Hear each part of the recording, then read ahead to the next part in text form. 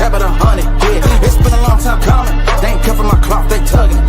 Putting up numbers, 99 problems, and I'm still kept it 100, yeah. Who don't play, play, play, play. Who don't play. Music licensing reimagined. Play, who don't play, play, play, play. Who don't play, play, play. Who don't. Long time coming, black on the bottom of my feet from running. Cataracts under my eyes from hustling. Going from buying and selling to customers. Run up the business, God is my witness. Turn up the sun up from under the sun that we maxing our limits. My mind running like Tom Cruise on an action movie. Moving a mission, they say that I'm tripping. I've been told I need a vacation, I'm finessing a visit. Oh, what is up, everybody? Welcome to DFS by the Numbers and welcome to Stat Diggers for UFC 322. We have Islam Makhachev going against Jack Della Maddalena, and we have one of the best cards of the year. I mean, this card's stacked from top to bottom. We got 14 fights on this card, and I'm looking forward to all 14 fights. There's not a bad fight on this card. There's not a fight on this card that makes you go, what are they doing? Why are they doing this? Why is this on the card? No, none of those fights. None of these fights are bad fights. So looking forward to it. A lot of spots are sticking out, and I just think it's going to be a great card. A lot of great fights. So we are here on Monday as usual. I know we have a football game going on, this could be the worst football game in NFL history. I mean, the Eagles versus Packers. I mean, both teams should be ashamed of themselves. The final score is probably going to be 3-0. But yeah, we're here nonetheless. We're here as always with Wheezy. Wheezy, what is up? Are you looking forward to UFC 322? For me, I'm kind of glad I'm on here and not watching that crap football game right now. Yeah, I got to tell you, man, like the football game that's going on tonight kind of brings back memories from when I was a kid. You know, the 2.5 yards in a cloud of dust Chicago Bears that happened when we had Cedric Benson as running back. I can remember a game where the Bears had 31 carries for 47 yards and they won.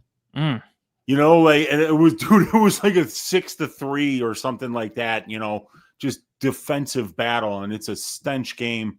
And, you know, I mean, that's what you get when you put Green Bay on national television, Brady. Let's face it. As a guy from Chicago who could tell you that Green Bay sucks, you know, it's just not a good team that you want to put in primetime television. You're going to get a lot of boring football games. But, you know, my Bears are 6-3, Brady. So they're starting to pick things up. Got a win over the bum-ass New York Giants this weekend.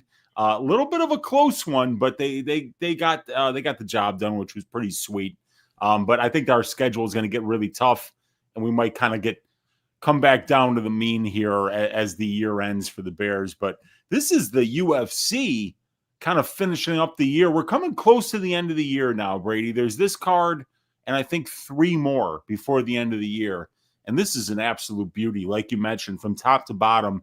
So many good fights, so many high-level fights, veterans, good stylistic matchups, action fighters, high-level fights, championship fights.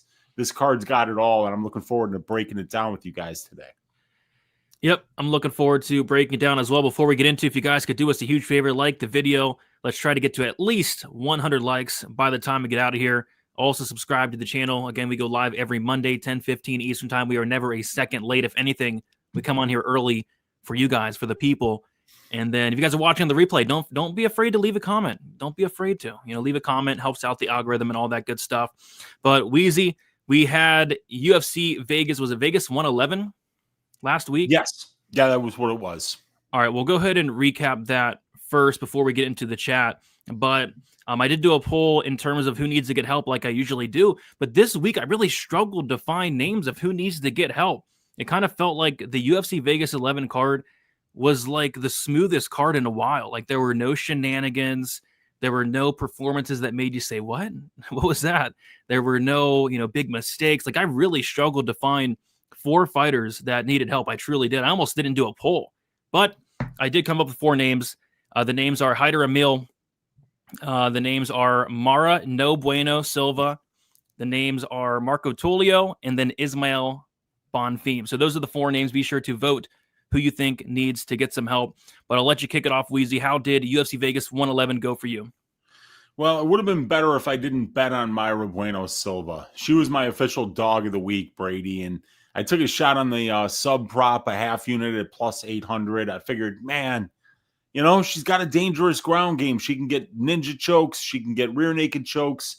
She can get arm bars. You know, she's got a lot of dangerous submissions in her arsenal. And if she fights smart, fights this fight in a phone booth, you know, she can win minutes and moments. So I took a shot on her. Lucky for me, though, I went out to lunch instead of watching that fight. So I did not get to witness. What I heard was a disgusting performance by Mayra Bueno Silva, and an even more disgusting bet by me, because frankly, she's burned me before. But, you know, I kind of, you know, like I take everything in consideration, and that was a sizable step up in level of competition. There was a big grappling advantage on the Mayra Bueno Silva side. It just looks like she might be done. You know, I mean, if she's going out there and not being able to get a takedown or get anything going against Cavalcanti, who was kind of getting taken down at will by Nora Cornhole when she decided to do it. So I kind of figured that'd be a good play at plus 225, and the sub would be, you know, sometimes you make those plays going, you know, even if this doesn't look good, at least I could say I got it at plus 225. Well, no, that just looked like shit anyway you sliced it. So that was a rough 2-unit loss for me. I also had a unit on Marco Tulio to win by decision. Obviously, Duncan found the KO. And I kept telling my people all week, too, I was like, this is either Tulio by decision or Duncan by KO, because, you know, Tulio's been knocked out before. It was a long time ago, so it was hard to put too much stock into it. But Duncan, just like everything that he throws is not meant to win minutes. It's meant to knock you out. And if he does land, you're going to be in a whole lot of trouble. And that's exactly what happened there. My probability parlay didn't cash because why? Oh, I had the under 1.5 rounds in the Haider Ramil versus Jamal Emmers fight. Didn't get to watch that fight either, but I heard Emmers wrestled beautifully. And I heard that Haider got tired after round 1, which was kind of weird to hear, because he's been a guy that's always been able to push a hard pace for 3 rounds. My stop the violence parlay didn't cash because Daniel Marcos, instead of winning by decision, won by submission. Yeah. That was wild. That was a plus 2,200 line. And in some places you could have even gotten it better than that. But Marcos is rounding out the game. We've seen him grapple more offensively in previous fights. And this time he got down. He not only got the fight to the ground, but he found the finish against Miles Johns at the end of round 2. And then I cashed on Taco Padilla to win inside the distance. I had a 1.25 unit bet on him at plus 280 to win 3.5 units. So I lost 1.5 units on the event. You know, my bets weren't great, frankly, Brady. But, you know, when I saw Ismail at the weigh-ins and it looked like that he had already quit on the scales, I'm like, this guy's a quitter. Mm-hmm. And Taco Padilla is not a quitter. So I'm like, at plus 280. And that was after already like the money line had gotten steamed from like plus 175 down to like plus 120. And I was like, oh shit, they didn't even adjust the inside the distance line. So luckily I took a big swing at that and hit and limited the damage to 1.5 units. But yeah, I mean, like I was like 8-4 on my picks, I think. It was just an okay night for me. And I'm glad that I only lost 1.5 because the bets that I did make weren't very close to cashing. I have some sad breaking news. No. Yeah, I can't believe it. It's just sometimes you wake up in the morning and it feels like it's getting harder, Brady, you know? And this is one of those days that I got a feeling like tomorrow I'm going to wake up and I'm going to go, God damn it. You know, this is a job that we have to do now with Fat Barnett no longer on the UFC roster, and we break down UFC fights. It's a sad day. And I'm kind of just like trying to be as strong as I can, Brady, and as professional as I can, not to just completely fucking lose it right now. Yeah. I mean, it's disgusting. And you know, Chris Barnett's been cut from the UFC. They also cut Kiefer Crosby. Oh, did they? Yeah. Crosby's pissed, by the way. Yeah. Didn't he get fouled like super bad? And then I mean, forced to fight? Yeah, Like, clear DQ. It was the most illegal strike of all time. And then Mark Goddard didn't even let him have any time to recover. And then he just started the fight back up and then got, knocked out very shortly after. It was quite hilarious. Yeah, we lost Barnett, we lost Kiefer Crosby, and we lost Kurt Hollabaugh. oh wow, Kurt Hollabaugh. Yeah, he's been around forever, but he couldn't string together the wins. That was the thing, man. If Kurt could have found a win once every 3 fights, he probably would have wound up having 25 UFC fights. Because the guy is so much fun to watch. He's never in boring fights, but god damn, Kurt Hollabaugh's takedown defense, man. He just can't stop a takedown, and he can't get back to his feet when he does get taken down. I know. So those are 3 cuts that, quite frankly, I'm not too happy about losing Barnett, Crosby, or Hollabaugh. But yeah, I just wanted to break some news to you guys there on the show, kind of get it out of the way, and hopefully we can move forward with the show and with our lives. But yeah, so UFC Vegas 111, it was great. I was saying to myself, like, I mean, finally, Isaac Dalgarian took one for the team. Yeah. We've been battling shenanigans after shenanigans, week after week, the last month and a half. It's like, I think there's going to be no shenanigans. And that's exactly what the case was. All fighters were on their best behavior. The referees were on their best behavior. Herzog wasn't there. Mergliata wasn't there. So it was shaping up to be a solid night, and it was. I went 4-4 on the bets, but the bets that I won were my biggest bets. I had my biggest bet of the night on Joseph Morales to win inside the distance at -105. I bet that it actually added more on, and then I was going to actually add more on, but the line ended up moving. But that was my favorite play of the week. I thought that fight was going to tell us whether or not fights are really fixed, because if Matt Schnell is beating Joseph Morales, fights are fixed. But no, Joseph Morales went out there. He finished the fight. And I had to sit there for a couple minutes and make sure that they weren't going to restart the fight. They ended up not restarting the fight, and I ended up cashing a nice inside the distance bet there. I bet the fight won't start round 2 in the Medic Salikov fight. That was good. The fight ended in a minute, so that came through. I bet the Ismail Bonfim, the Chris Padilla finish only at +105 for 1.5 units. Wish I would have jumped on the inside the distance as well. But yeah, money came pouring in on Bonfim, or came pouring in on Padilla. The line, I think, actually flipped on some books, and it kind of made me a little bit nervous, but it paid out. It paid off. Chris Padilla broke Ismail Bonfim, got him out of there, made Bonfim quit. The finish only comes through. And then the other win I had was just Josh Hokett by KO. Super square, but maybe the line wasn't wide. I mean, the KO prop was only -115. Probably in hindsight should have been like -200. Max Jimenez didn't belong. So those all came through. The 4 losses were pretty much just sprinkles. I had a sprinkle as well on Bueno Silva by submission. I mean, horrible bet, horrible performance. I mean, that was about as awful as it gets. I had a half-unit shot on Hyder Emil to win in rounds 1 or rounds 2. Yeah, weird performance, gassed out after a couple minutes. Don't know if he was hurt or what, but it wasn't the best look. I had a half-unit shot on Bonfim sub 1-2, which, almost came through with the club and sub, but he landed a nice knee in the second round. The ref stopped the fight.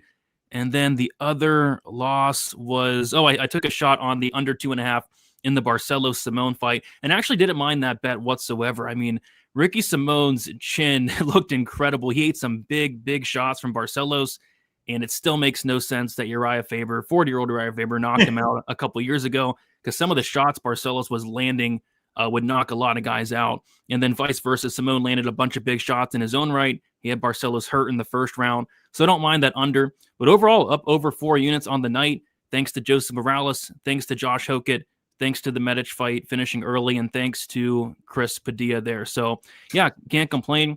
I was glad we were back in the Apex these last 2 weeks, because 2 pretty good cards in a row outside of the Isaac Dalgarian situation was kind of the one rough spot of these last 2 weeks, but hoping to continue the momentum into UFC 322. And last week we had the parlay, the Stat Diggers parlay. It actually went 0-2 easy. The Stat Diggers parlay went 0-2. We had the Emmers Hyder Emil fight under 2.5. Not really close at all. Kind of a weird fight there. It wasn't your typical Hyder Emil fight. So that fight went over. And then we had Marco Tulio Silva money line. And I went back and watched that breakdown of her parlay, and I said, outside of a spinning flashy shot. And that's exactly what happened. Chris Duncan got him with a spinning flashy shot. So 0-2 on the parlay. But the good news, the very good news, the milking of the week. Joseph Morales to milk and double tap Matt Schnell. Not quite the double tap. I don't think he double tapped him. I think he just single tapped him, but still will count it, right? Dude, we'll take it. But I mean, like, that would have been so sweet if he double tapped again, you know, because it's become a Matt Schnell signature to either get dunked on by Tyone, to have his head bouncing off the canvas, or to tap with both hands. And we didn't get any of those three things this time. Oh, and by the way, wasn't Tyone the referee? Let me double check. I have it right here. It was Keith Peterson. Oh, damn it. But I feel like Tyone has reffed another Schnell fight. I think it might have been the Flick fight. And I just remember being like, no way. They're letting them back in there with Schnell, you know, like, oh, God. But yeah, good. Dude, Joseph Morales, man. Kid's on a roll. He's still only 31 years old. Did he double tap? I didn't really pay attention. Did he double tap? I only saw it from one angle, and then I kind of got up and celebrated. But did he double tap? I'll have to go back and look. I didn't see it, man. If he did, I didn't see it. Can somebody confirm? Can somebody confirm a single tap? Or we need to know. This is important. But you were saying, my bad. Oh no, I finished. Oh, okay. Yeah. All right. So the milking of the week comes through, and it comes through with flying colors. Shout out to Joseph Morales for milking Matt Danger Schnell. And we got a promise. Promise there. Okay. All right. So I guess he did double tap. There we go. Heck yeah.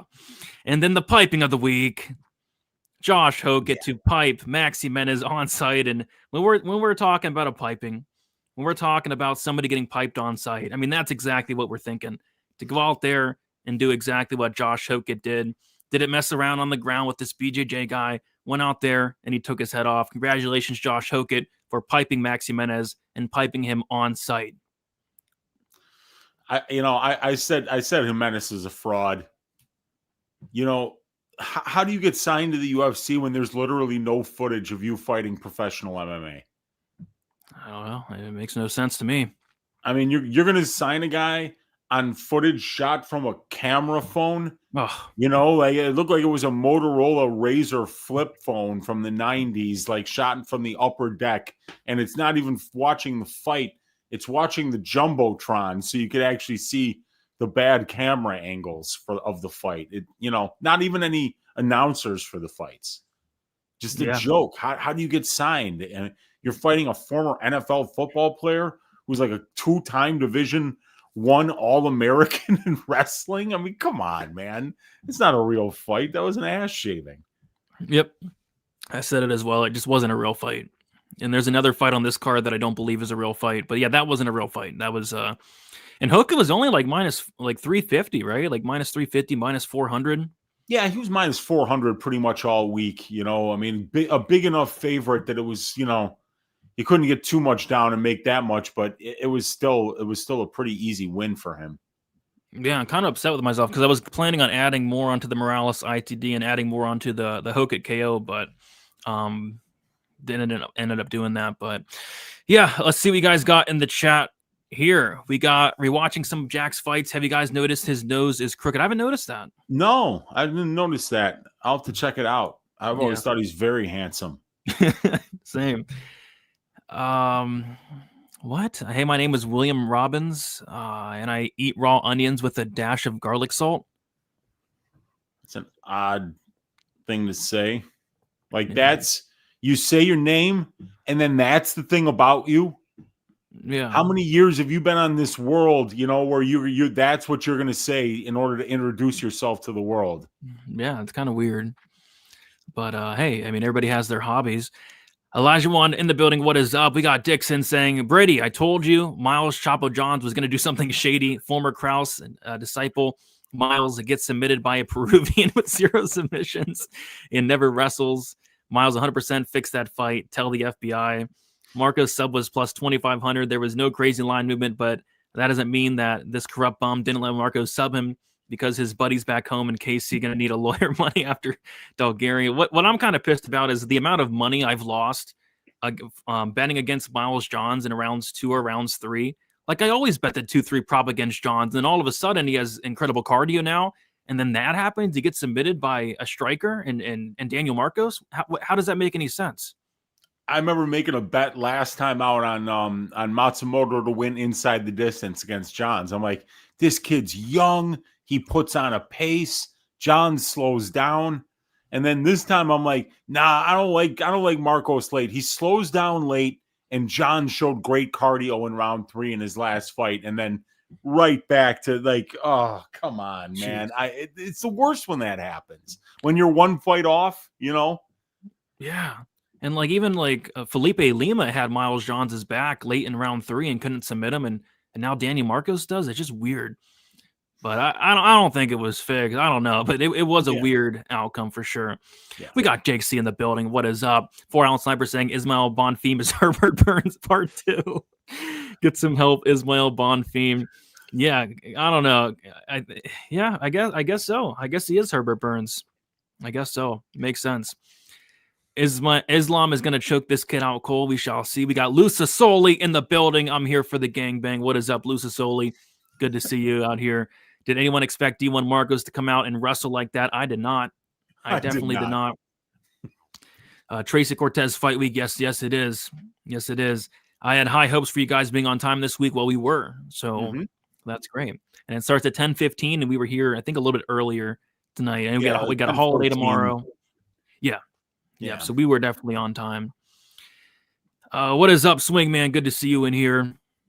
We got Rem Dog saying, "Stop Brady. Did you notice Mark Smith doing overtime this past weekend while Herzog and Mergliotta were being investigated? I wish you could bet on which refs weren't going to be there last night. I would put a max bet on Herzog not reffing for UFC Vegas 111. I don't think we're going to see Herzog the rest of the year. That's my prediction. I don't think we're going to see him in there the rest of the year. At least I hope not. And same thing with Mergliotta. I mean, take some time off, Dan. Take some time off. Go get your hearing checked and come back in a couple months. But hopefully we don't see those two in there for a little bit." Agreed. We got Isaac Dolgarian in the building. What is up, Isaac? Saying, "Let's cash some round 1 props, boys. Let's do it. Let's do it." Wheezy's paying Islam to lose by first round submission. Is this true? Dude, I don't have enough money to pay Islam to lose a fight that he'd make over $1 million if he won. Come on, man. We got Dudes MMA reposted the stream on X. If you guys are watching on X, don't be afraid to hit the retweet button. It does help quite a bit. Yeah, shenanigans are over. Card is stacked. Life is good. We're back. We are so back. Yep. Don't forget to hit the like button. We got Lou Betcha in the building. Brady, I have exciting news. There are 3 whole points in this game. It's the worst game I've ever seen. Horrible. Just horrible. Vote in the poll. Matt Schnell needs help. At least he only tapped. That's what I thought. But some people are saying he double tapped. I'll have to go back and review the footage. You really couldn't tell from the angle, but I need to see another angle on it for sure. We got Blumdog. What's up? I voted Tulio. Poor Tulio might need to get some help. Yeah, get some help, Marco Tulio. Get some help. I will fade Tulio in his next fight. I don't believe he is UFC caliber. That's kind of crazy. I think Duncan looked career best. I mean, Duncan fought with some urgency. Like, where was that urgency against Andre Poliev? Like, where was that? Dude, he shorted like in the last 30 seconds of round 3. Remember, he was this close to getting Poliev out of there after 14 and a half minutes of clinching. You know, I know.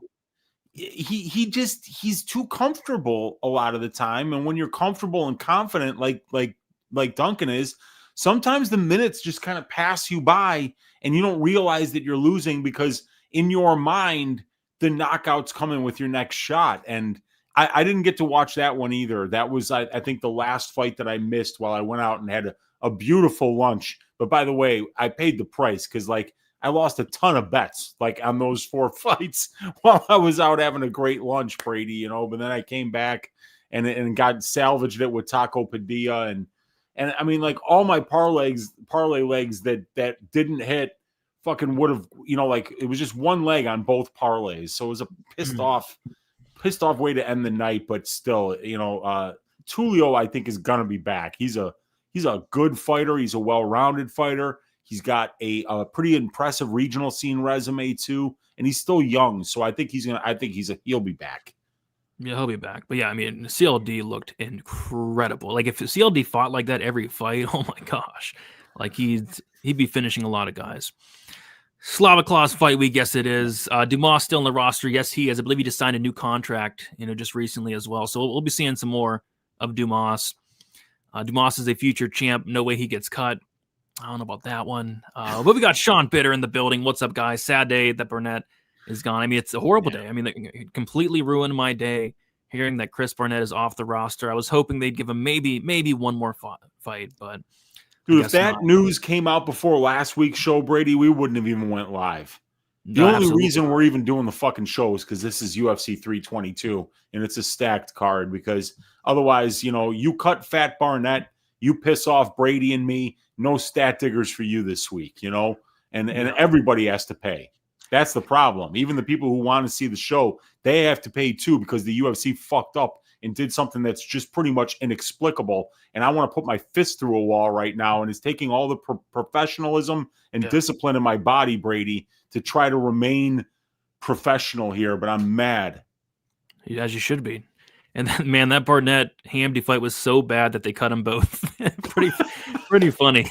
They cut Hamdy like a couple weeks ago, or like a week ago. They cut him first. Yeah, they cut him first. Fight. I know it's pretty funny. They cut him like a week and a half ago. But we got Justin Cash with the $2 dono. Appreciate you, Justin. He says CLD clapped Marco Tulio. His cheeks on site. Yeah, he did. His cheeks were indeed clapped. Appreciate you, Justin, for the $2 dono. We got Dan from Half the Battle saying Tulio doesn't need help. Fought a better man. Goes home to Norma Dumont. Yeah, absolutely. MBS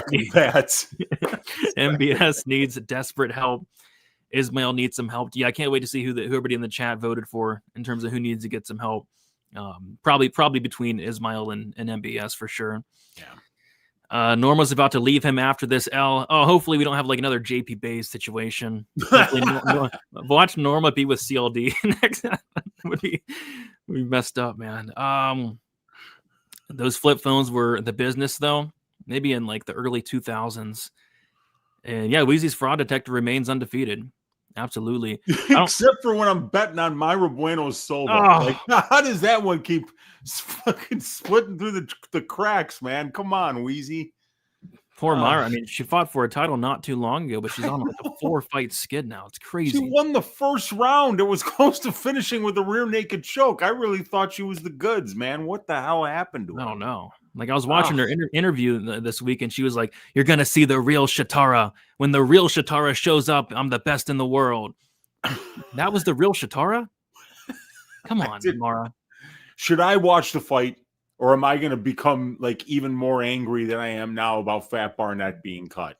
I mean, it's just how you would expect. She didn't even remotely try to wrestle, and she literally threw nothing on the feet. It was kind of, yeah. I mean, there's no point in watching it. It was really bad. Yeah.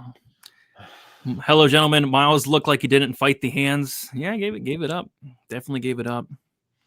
I found the footage. How do I show you? Send it to my DMs, whether it's to Twitter or Instagram. I'll take a look. I'll take a very hard look. Oh, you tweeted it at me. Okay, let me take a look.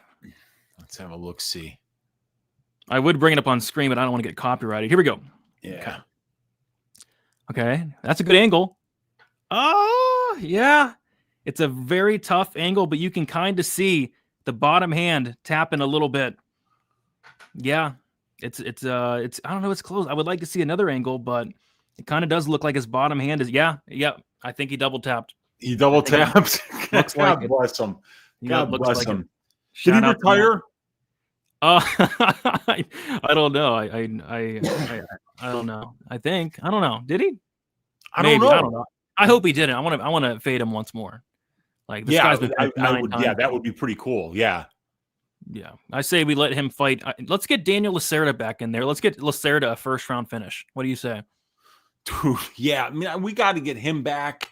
There's a few fighters that we got to get back. They cut Jonathan Pierce. Yeah, that's actually messed up. That was pretty stupid. They cut Jairzinho Rosenstrike. They've caught a few fighters where it's like, come on, guys. I mean, like there are certain veterans that you got to keep on the payroll here. Yeah, I agree.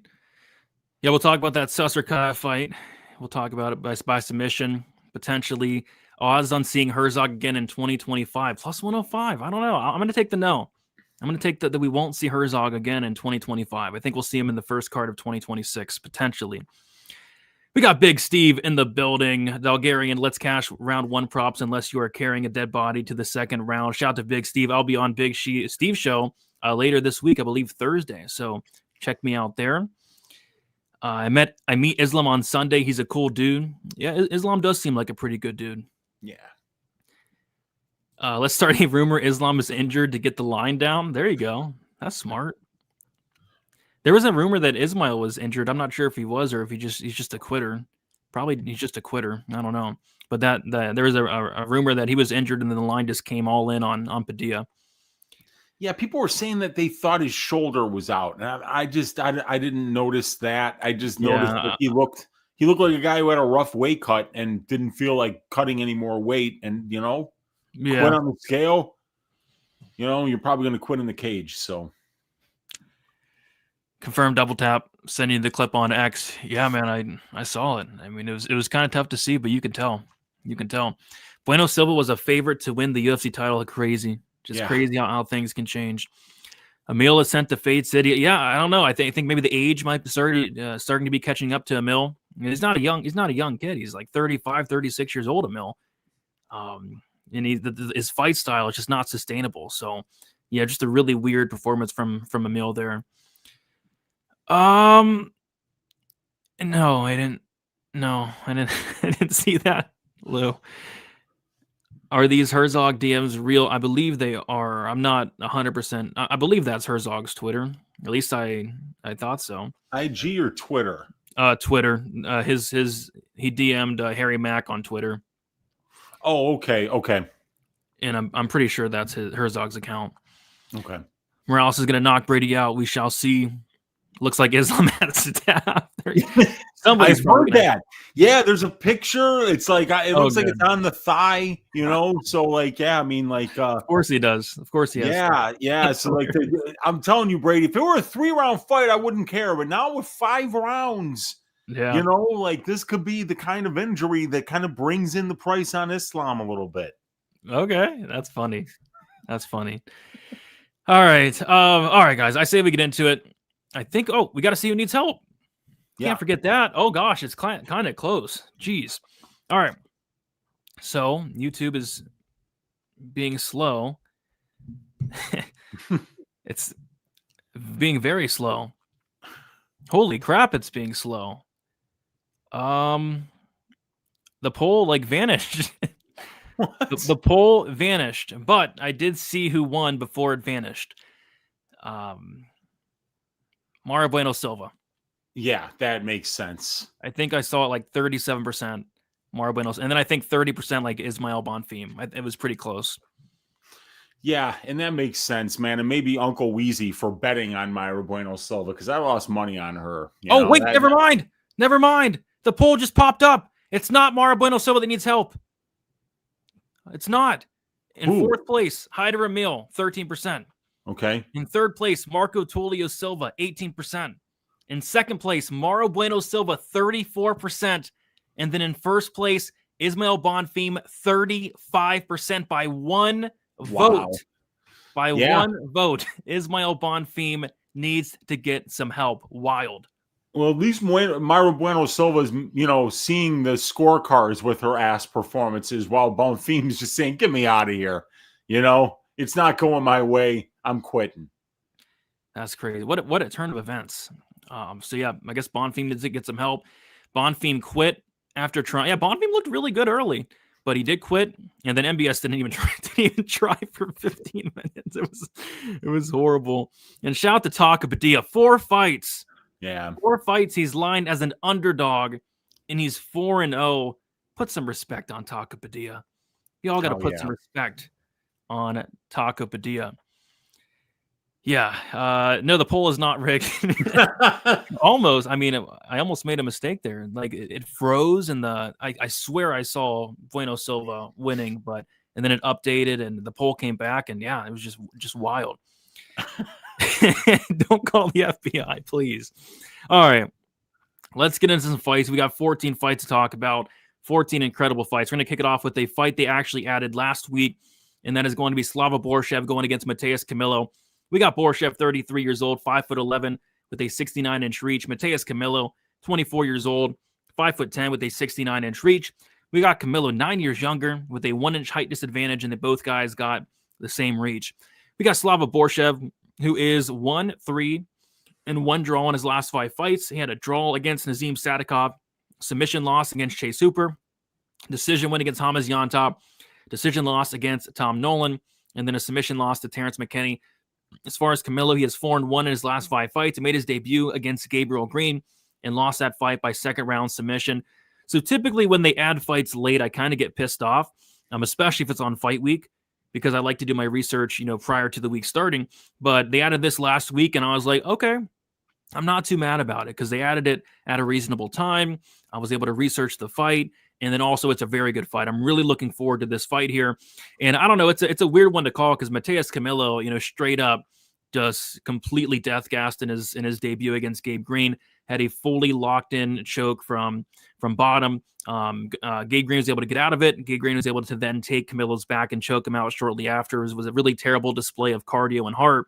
And then Slava Borchev, I don't know about this guy. I mean, the guy's durability has always been kind of in question. He's getting dropped and hurt in a lot of these fights. Got dropped by Chase Hooper. Non-existent takedown defense. He got subbed in a minute by Terrence McKinney. I kind of feel like Camilo's going to have some opportunities here early to either, touch the chin of Borchev. Camilo does have power, or potentially get this fight down to the ground and maybe find a submission. But if this fight does get extended, in theory, it's probably going to favor somebody like Borchev. So I kind of think it's Camilo early, maybe Borchev late. Both guys can hurt each other. And I think Camilo's live for an early sub. But yeah, tough one to call. Not a fight I'd be laying chalk on, but I don't know. I kind of lean with Camilo to get it done early. But if this reaches 7.5 minutes, I'm not really going to like my pick. What are your thoughts on this fight, Weezy?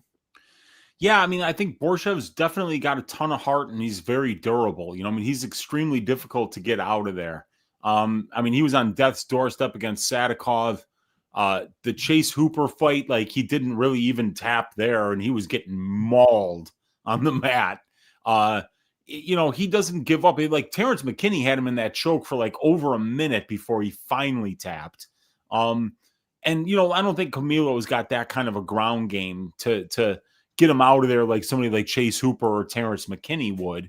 And you're not going to knock this guy out on the feet. I mean, you really would need to probably sneak a rolling Nickals into your glove in order to get him out of there with your hands. So I think that, Camilo is going to have to probably beat this guy for a full 15 minutes in order to do it. And I wonder if he has that in him at the UFC level after what we saw in the Gabe Green fight. This guy's been finished in all of his losses, Brady, all 3 times by submission. Now, Slava Borchev doesn't know how to spell sub, so I don't really think that we got to worry about him getting a submission, but maybe he can knock him out. If Camilo slows down here or has an adrenaline dump in the second half of this fight, Borchev's not going to quit. He's not going to fuck off. He's not going to go away. So I think it's an interesting matchup because I think that Camilo has shown some decent wrestling in the tape that I've seen of this guy.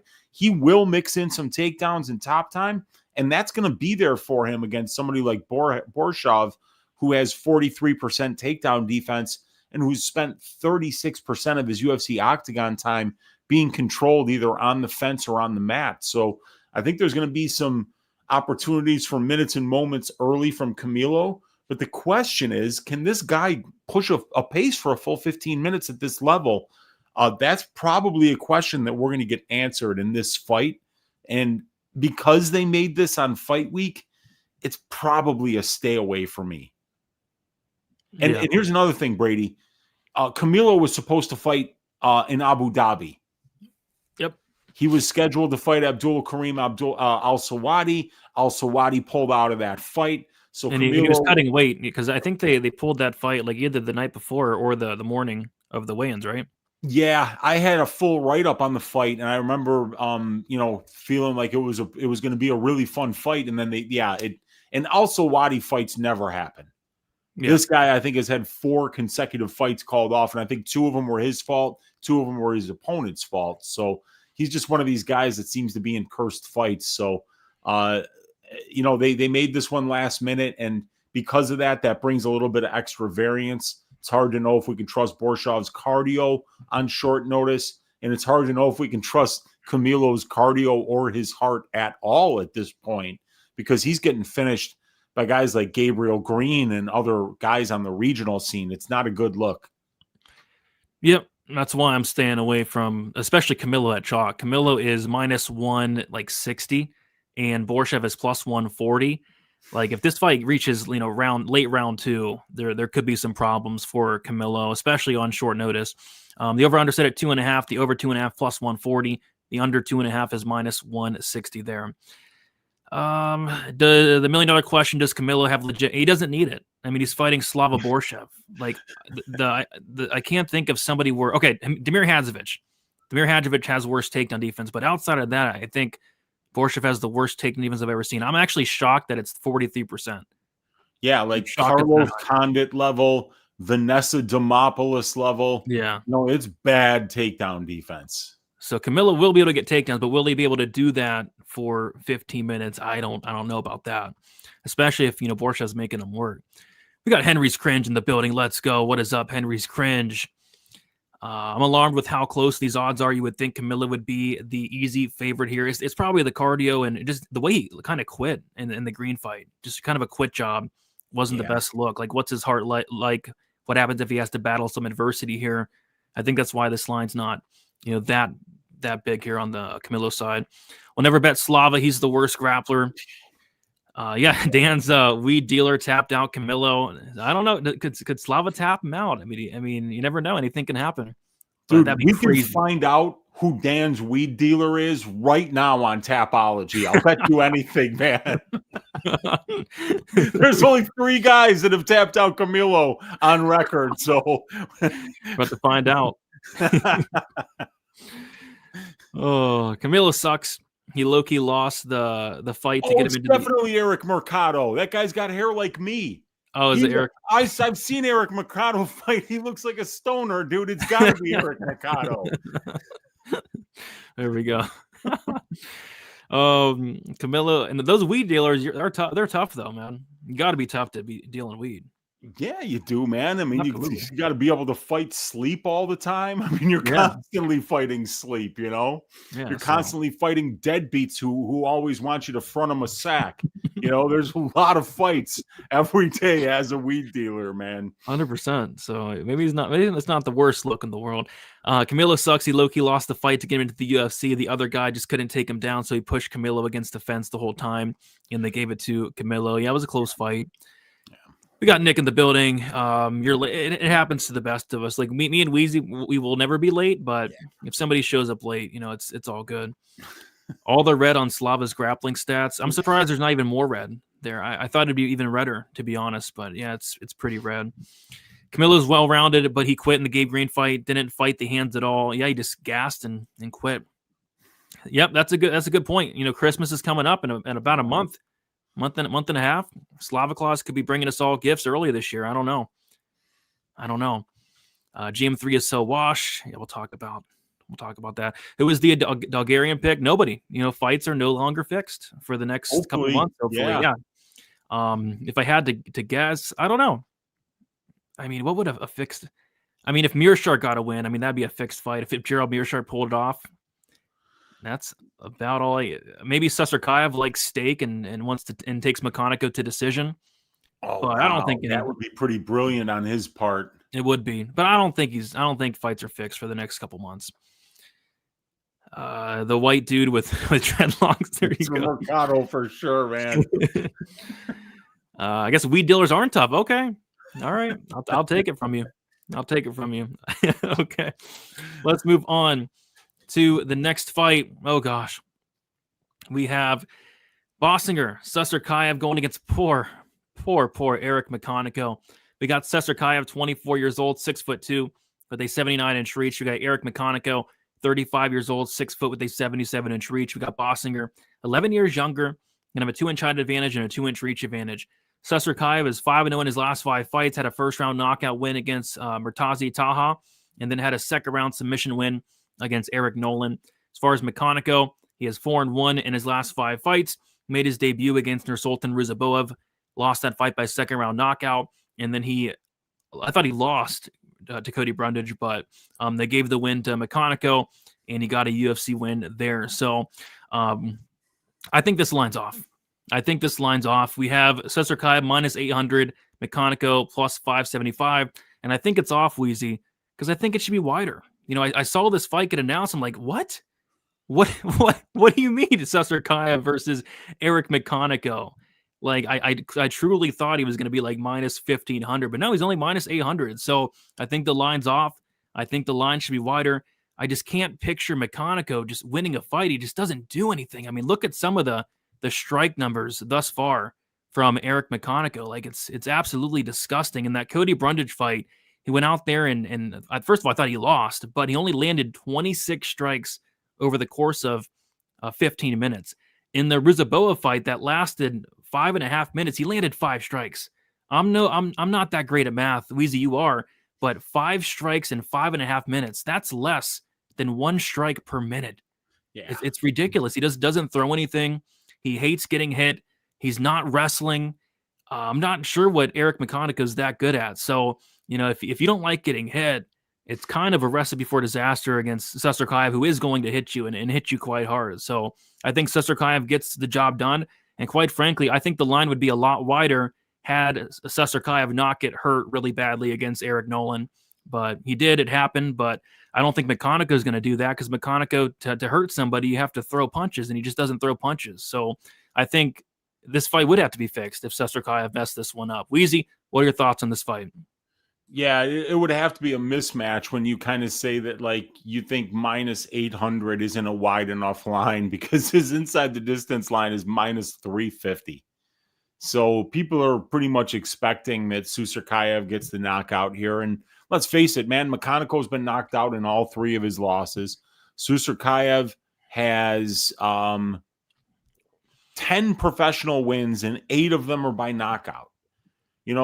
So I think that Eric would be really smart to wrestle here, but I don't think that this fight there wasn't a lot of notice on this fight either, was there? I don't know. Maybe a couple weeks, not too long though. Yeah, I feel like they called Eric less than 2 weeks ago for this one. And I mean, I don't know what to think here, because I don't think Tsarukyan is like some future champion or anything like that. His defense is just awful. It's disgusting how bad Spice Sangor's defense is. He keeps his hands down. He doesn't move his head at all. And he just kind of marauds forward. So, like, he's very, very easy to hit. And we saw, Eric Nolan, if he had another 10 seconds in round 1, might have finished him right there. He had him in all kinds of trouble, and he was hitting him before that too. So this guy Tsarukyan he carries the confidence of an undefeated fighter. You can just see it in the way that he walks out. He's smiling all the time in there. He's genuinely comfortable and at home in the cage, and you really can't teach that. He's only 24 years old. But, he's going to have to work on stopping getting hit so much. He's going to have a little more respect for his opponents going forward, because, like, shit, he almost got clipped and finished as, like, what was he, a minus 1,200 favorite against Eric Nolan? Yeah, yep. He's taking fights on fucking 3 days' notice. I know he's young, dumb, full of cum, good thing, 24 years old. You can do dumb shit when you're that young sometimes, but taking 2 UFC fights in the same week, I think that's a record. Have we ever seen somebody take a contender series fight on Tuesday and then be on the card that Saturday for a UFC card? I don't think we've ever seen that, right? No. I mean, people were flipping out when Blackshear did a 7-day turnaround, when Hamzat did a 7-day turnaround. This guy did a 3-day turnaround. He made another weight cut on Friday after fighting on Tuesday. So, I think that the kid is, obviously a phenomenal prospect. He's probably going to knock out McConico in round 1 or 2. And, by Sangor, by knockout at minus 215. It's not bad. That might be the hold your nose and make the bet, pick of the week, throw 3 units on it. Because I'd be shocked if he didn't knock out McConico. I'd be shocked if McConico went in there and like clinched him up and could keep him there, or took him down and could rack up a bunch of top time. Because I've seen Tsarukyan, like his offensive wrestling isn't great, but his anti-grappling looks pretty good to me. I've seen him stuff a bunch of takedowns. I've seen him get back up when he does get taken down. So I don't think he's going to be an easy guy to have grappling success against either. So yeah, he should get the job done here. He's minus 800, but I mean, I don't see myself getting anywhere near this fight. I don't know. I think, like I said, I think there's some value there. Minus 800. I think there's some value. At 89% implied probability, there might be 11% of value. I don't know about 100%. Yeah, maybe 95%, right? Like, yeah. We'll take it's still value though. 95%, 100%, whatever the end result is, that's still value. 99.9%. There you go. Tsarukyan is Muslim. He can't gamble. There we go. Here we go. Yeah. So we should get it done early. Tsarukyan sub 2-3 is going to feed families for Christmas.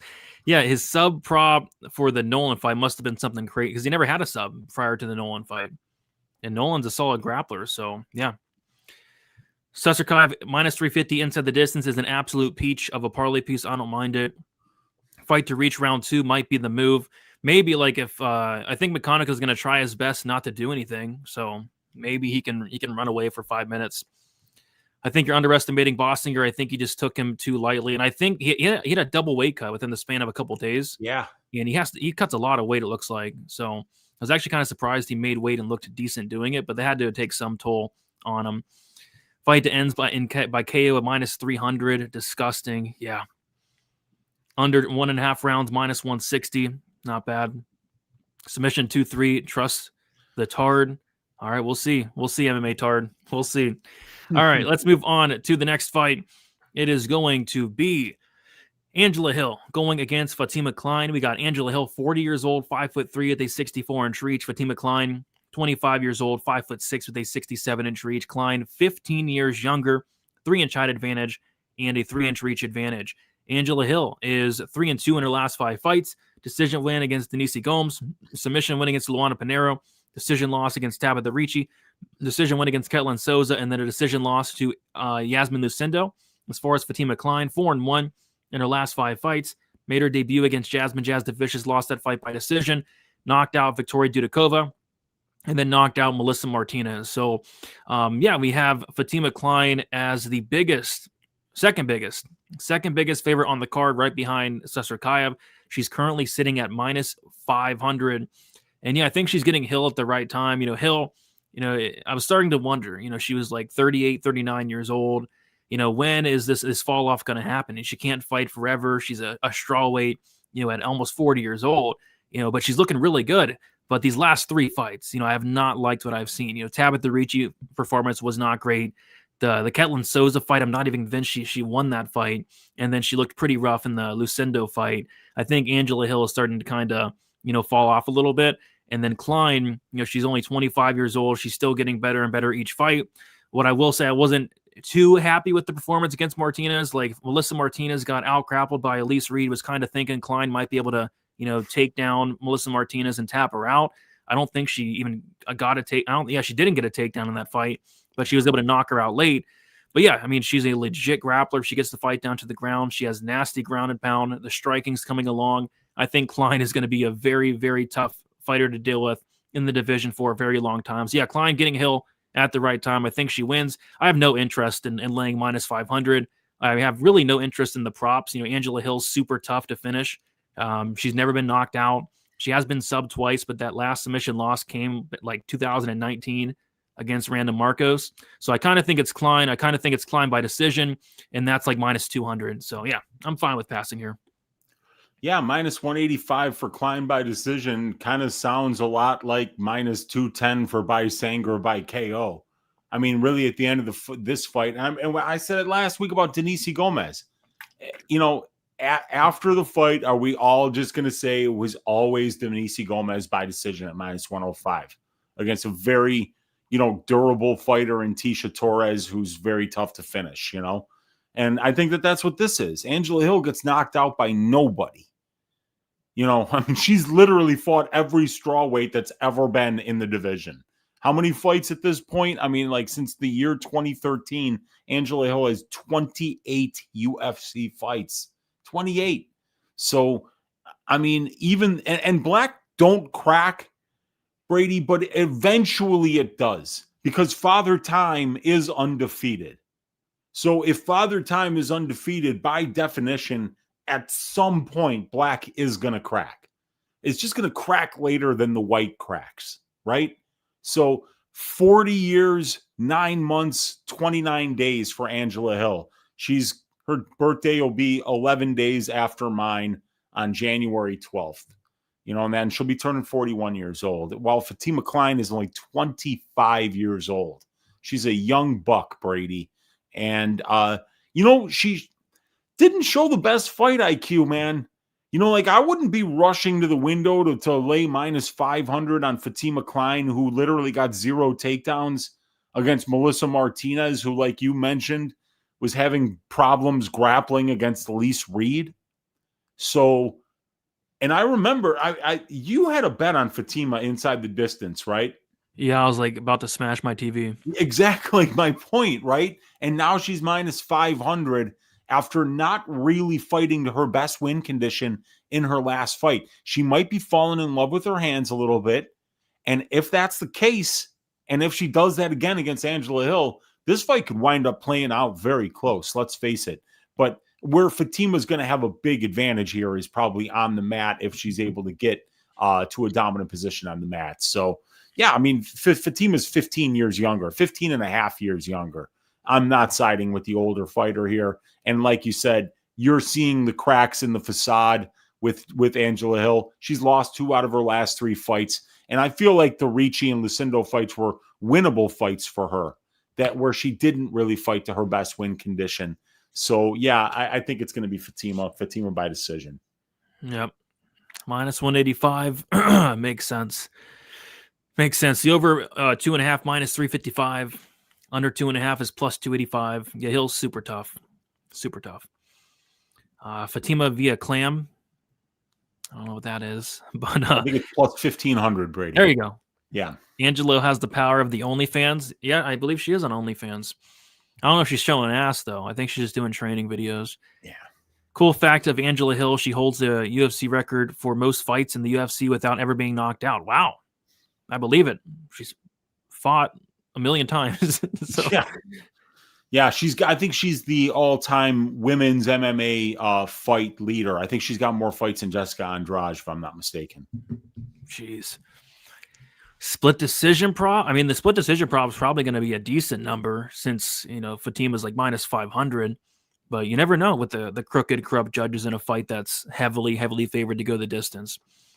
Angela Hill split decision, so Vegas bust all the parlays with Klein. I mean, I don't parlay Klein at minus 500. Yeah, that's it's not a lot of payoff for a wide line against, you know, and Hill keeps fights close even when she does lose. So I don't think Klein's gonna look minus 500. Of course, you got to pick her to win, but you know, did she look minus 500 even against Martinez up until the knockout? I don't know. Yeah, not really. That is a very impressive stat. Yeah. Fatima's going to batter her leg. Yeah, she could. We know the UFC don't pick older fighters. Hope Angela don't take it personal. Yeah, she won't. All right, let's keep moving on to the next fight. It is going to be a very good fight here. Striker versus grappler matchup. Pat Sabatini versus Chepe Mariscal. We got Sabatini, 35 years old, 5'8", with a 70-inch reach. We got Chepe Mariscal, 33 years old, 5'6", with a 69-inch reach. We got Chepe, 2 years younger. We got Sabatini with a 2-inch height advantage and a 1-inch reach advantage. We got Sabatini, 3-2 in his last 5 fights. Knockout loss against Damon Jackson. Submission win against Lucas Almeida. Knockout loss against Diego Lopez. Submission win against Jonathan Pierce. And then a decision win against Joe Anderson Brito. As far as Chepe Mariscal, 5-0 in his last 5 fights. Decision win against Trevor Peek. Knockout win against Jack Jenkins. Decision win against Morgan Charrier. Decision win against Damon Jackson. And a decision win against Ricardo Ramos his last time out. This is the Twitter Civil War of the week. I was on Twitter today, and I saw bets on Sabatini, and I saw bets on Chepe Mariscal. This is one of those fights I think people are going to be very confident in both sides. And the reason being is because you can make a very strong argument for both fighters. Like if Sabatini is winning this fight, he's going to look minus 1,000. He's going to take down Chepe. He's going to control him for, 10 to 12 and a half minutes of the fight. That's how Sabatini wins this fight. If Mariscal wins, he's going to look minus 1,000 because he's knocking out Pat Sabatini. So I think one side is going to look very stupid. And I don't know. I mean, I like I said, I could see paths for both. Sabatini, the path is there to wrestle. Like I've seen Chepe taken down by a lot of guys, including, I'll never forget, the Sean Soriano fight where Sean Soriano was out there taking Chepe down. I do think he's improved since then, but it wasn't the best look. And then Pat Sabatini can just kind of be knocked out by a hot shower. So I don't know. It kind of feels like a pick-em-ish fight to me. The fight was around a pick-em, but money has been coming in on Pat Sabatini. Which side do you land on in this one here, Weezy? Well, for me, I just think that Sabatini's a lot more dominant of a grappler than Chepe is a striker. But, we got to keep in mind that Chepe is a very good grappler. Very, very good grappler. It's really hard to have success on the mat against this guy. He's got good judo. He's got good takedown defense. He's one of these guys who never stops fighting. So even when you do get him down, he's really difficult to hold down. He's never been submitted as a professional. And these guys have fought before. Yeah. They went to decision. It was a pretty close fight, and both of these guys have really impressive regional scene resumes before getting to the UFC. Chepe Mariscal, honestly, one of the best regional scene resumes before getting to the UFC. And it goes to show you, man, Chepe was 13-6 when he got to the UFC, right? 6 losses on his record, a tough fights, some of the best wins coming into the organization. But I think it's an important point to make that look at Chepe now. He's 5-0 in the UFC. He didn't take the easy way to get to the UFC. You look at a guy like Yuri Prochazka, same exact thing. He took the difficult way to get here. He wanted to be ready when he was here. And Chepe's ready. He's well-rounded. He's scrappy. He never stops with the output wherever the fight is. He's very aggressive in all parts of the fight, whether it be in the clinch with his throws and his strikes, at distance striking range with his pressure and his volume, and in the grappling exchanges with his ground and pound back takes, submission attempts. So I think that this is going to be like 2 rats in a shoe going at it, Brady. I think it's going to be a very exciting fight because Chepe is going to not make it easy for Pat to kind of settle into dominant positions on top of him.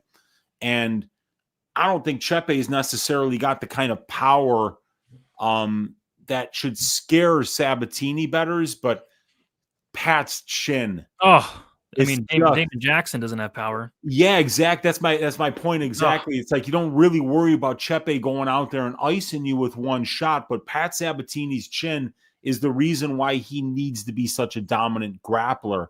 He's only been knocked down once, but it's still 1.1% of the significant strikes that he's received, he's been knocked down on. And Pat Sabatini only spends 19% of his UFC octagon time at distance striking range. So in that 19% of his 75 minutes, which is less than 15 minutes, he's been knocked out twice.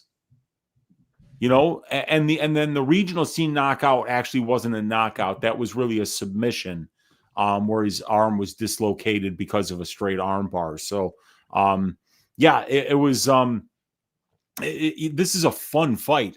This is a great fight. Chicago's very own Chepe Mariscal, Cicero, stand up, going up against a guy, Pat Sabatini, coming out of that Philly camp there with Renzo Gracie, those really good grapplers over there.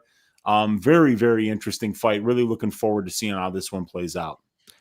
Yeah, Chepe opened up minus 200. He's currently minus 115. Sabatini opened up plus 170, currently minus 135. I lean into the Chepe side just because I feel like this fight could really go either way. I can see strong paths for both guys. And Chepe does work his way back up. If he gets taken down, he will at least try to get back up. I don't know what Joe Anderson Brito is really doing. He kind of just laid there, didn't really even try to get back up. Chepe will try to get back up. I don't really take the fight from 8 years ago into account. Like, so much has changed since then. These guys have both gotten just so much better. But yeah, it is definitely a rematch. And Chepe did get the first one ever so slightly. The over-under sit at 2.5 rounds. The over 2.5 is getting smashed, which I don't know if I agree with that. Minus 195 to the over. Under 2.5 is plus 170.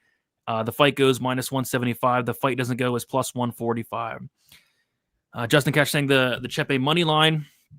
Chepe is one of the most underrated fighters on the roster. Yeah, I think he's pretty good. Worst Chen, Sabatini or GM3? I think it's got to probably be GM3 at this point. Probably. But it's close. We got Dixon saying Brady and Weezy, Chepe Mariscal was one of Jason House's fighter managers on this card, and the same Jason House being investigated and under the microscope of the FBI. Anything fishy, sound the alarm. Well, like I said, these guys are gonna be on their best behavior though. All these guys gonna be on their best behavior. So, but that is true. So, what does the model say on the under 2.5 rounds? Under 2.5, big plus money number with these two. But I think, yeah, the model at plus 170 says it's a trifecta bet, so it's underpriced according to all three comparisons. 14 fight sample size. Plus 170 looks like a pretty good number. You got Sabatini by submission in there, and you've got a Mariscal KO. So I don't think it's a bad look. Yeah, I mean, I don't mind it. I can see this fight finishing. I can name a couple ways this fight finishes. Chepe will be tough to sub though, but I mean, if anybody's gonna do it, it'll be somebody like Sabatini. Yeah, Sabatini can sub anybody. You make one mistake on the mat against that guy, and he'll finish you. Yeah, and Chepe will give his back to stand up. He gave his back up to Morgan Charrier. Like if you give up your back to Sabatini, could be in trouble. So I can see a couple ways this fight could finish. Chepe inside the distance. Iridium. Yeah, like I said, I think these guys are going to be on their best behavior these next couple months. I don't think we're going to see anything fishy. If we do, they're stupid. If they do, like Michelle Pereira, I could see Michelle Pereira maybe doing it. Uncle, any advice on how to sauce up Tracy Cortez when I meet her this weekend? Oh, dude. I mean, if I'm you, Dr. Piener Jr., I'm just mentioning my dad. His dad's a legend. Mm-hmm. He's a legend. I mean, you want to talk about, ER urologists. I mean, he's top 3. So in the world, not in the country, in the world. So you got a famous dad. That's how you sauce her up. Be like, I don't know if you know who my dad is. I hate to be a name dropper, but that's your way in. That's your way in. Because Tracy Cortez is a beautiful young woman. And if you're going to come, you better come correct. And you better come correct the first time. Agreed. Yeah. Agreed. I would say his dad gets a lot of pussy, but he gets a lot of cock. He does, yeah. His line of work, unfortunately. Yeah. But he's doing the thing. Shout out to Dr. Piener. Oh yeah. Sabatini 3+ takedowns on DK should be. I mean, if he's winning this fight, he's getting at least 3 takedowns. Point deduction for this fight: fence grabs or eye pokes or nut shots, and Jason House and the boys cash an easy plus. Shout out to Jason House, man. Remember, I called. All right, we'll see. You did call the Miles John situation last week, so we'll see, Dixon. All right, let's keep moving on to the next fight. It is going to be, oh boy, we got Kyle Docus, the Darce Knight versus Gerald Meerschaert. We got Docus, 32 years old, 6'3" with a 76-inch reach. We got Gerald Meerschaert, 37 years old, 6'1" with a 77-inch reach. Docus, 5 years younger. Docus with a 2-inch height advantage and a 1-inch reach disadvantage. We got Kyle Docus, 5-0 in his last 5 fights. Had a little bit of stint in the UFC. Didn't go so well, but he rattled off, I believe, 4 wins. 2 submission wins, a knockout win. Came back to the UFC and got a first-round knockout win against Michelle Pereira. As far as GM3, he has 2-3 in his last 5 fights. Submission win against Brian Barberena. Submission win against Edmund Shabazian. Submission loss to Rainier de Ritter. Decision loss to Brad Tavares. And then a knockout loss against Mikel Olazechuk. So it's a weird fight because, I mean, it's weird. It's really weird seeing Kyle Docus at like minus 350. Like, it's really weird to me, but at the same time, I think Meerschaert is like done, like all the way done. Some of these last performances, I mean, the chin's always been a question with Meerschaert, but the Mikel fight was awful. The Brad Tavares fight was god awful. I mean, he looked worse. Remember when Bruno Silva showed up? Bruno Silva showed up against Gerald Meerschaert and looked awful. Meerschaert kind of looked like that in the Tavares fight. He looked drunk. He looked slow. Looked like he was fighting underwater. Just looked completely washed. He lost to Rainier de Ritter. He actually gassed out in that fight. He showed worse cardio than Reinier de Ridder, which is wild. And then even the Shabazian fight, like that fight probably could have and should have been stopped, and he should have probably been knocked out in the second round, but the ref didn't stop the fight, and Edmund gassed himself out trying to finish. Just haven't liked what I've been seeing from Mirart as of late. And let's just get it out of the way, Weezy. I mean, the Michel Pereira fight, that was a fixed fight. I mean, that was a fixed fight if I've ever seen one. I mean, Michel Pereira had never been knocked down in the UFC. Kyle Docus had never done that to anybody ever. And then he goes out there and flatlines Michel Pereira in a minute. Michel, you're not fooling anybody. We know you and your buddies, you cashed big on a Kyle Docus 20-1 first round KO prop. We know it. We see it. Michel Pereira, you fixed that fight. But with that said, I mean, I still think Docus could knock out a very chinny Mirart. Docus, to his credit, like his hands have looked a lot better. You go back and watch his fight prior to the Pereira fight. He did hurt, what's his name? Peter Shook. He did hurt him and then followed up with some ground and pound. His hands look solid there. And then he always had a pretty solid submission game. So, I mean, I think Kyle Docus is getting Gerald Mirart at the right time here. Like, it's hard to picture Gerald Mirart winning a fight at this day and age. And that knockout loss to Mikel Olszewski, which, by the way, was pretty brutal, where he got knocked down a couple times. I mean, that fight was like, what, a month and a half ago? Yeah, that was August. We were there. Like that's not great. So he's getting older. This guy's almost, 57 fights. He's taking damage. He has no chin. The cardio's failing him. His body's failing him. Everything's failing him. I think Kyle Docus, it would have to be maybe a fixed fight for him to lose this one, but we'll see if Mirart can pull any more tricks out of his hat, but I don't know. I'd be kind of surprised here. It's just weird, dude. Like, I kind of feel like I woke up from a coma because all of a sudden Kyle Docus's KO prop is more expensive than his sub prop. That's wild. It's fucking wild because, like, Kyle Docus just 2 fights ago, before the Patershik fight, right? He was 14-4 with a no contest and had exactly 0 wins by knockout. Yeah. 0. I can remember one of the first bets I ever made was a Kyle Docus bet. He was juiced. It was like the money line was like minus 210, and Kyle Docus to win by decision or submission was minus 190. And I bet the decision or submission because I'm like, there's actually a 0% chance that this dude is knocking anybody out. And now all of a sudden, Kyle Docus is a murderous power puncher. This guy has got the death touch.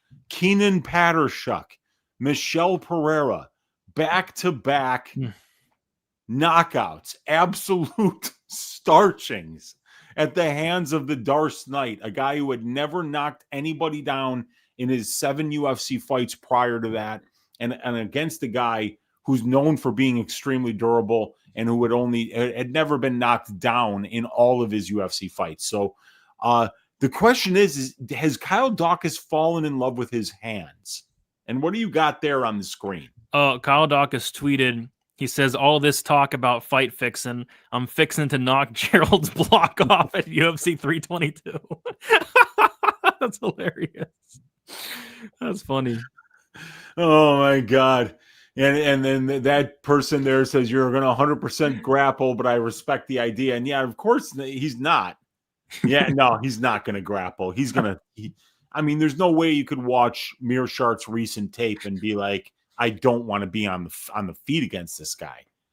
You know, he made Tavares look young. Oh, God. He made Oleksiejczuk. Well, I mean, everybody, that's what Oleksiejczuk kind of does to everybody. Yeah. He runs you into a dick saw in round 1. So there's nothing really out of the ordinary that happened to Gerald in the last fight. That was very predictable. You know, the Shabazian Homer Simpson come from behind win. The Mahmoud Muradov Homer Simpson come from behind win. The Dustin Stoltzfus Homer Simpson come from behind win. There's a bit of a, you know, like Kyle better not let this go into round 3 because that's when Gerald finds a way sometimes. But he didn't find a way against Reinier de Ridder, but I don't think Kyle would beat Reinier de Ridder either. Reinier de Ridder is never going to fight again, by the sounds of it. Did he say that? He says he's gassed out, even walking up the steps. Whoa. Yeah, Interesting. Something's wrong with him. Well, it certainly looked like he gassed out pretty quick in the last fight. Yeah, that was bad.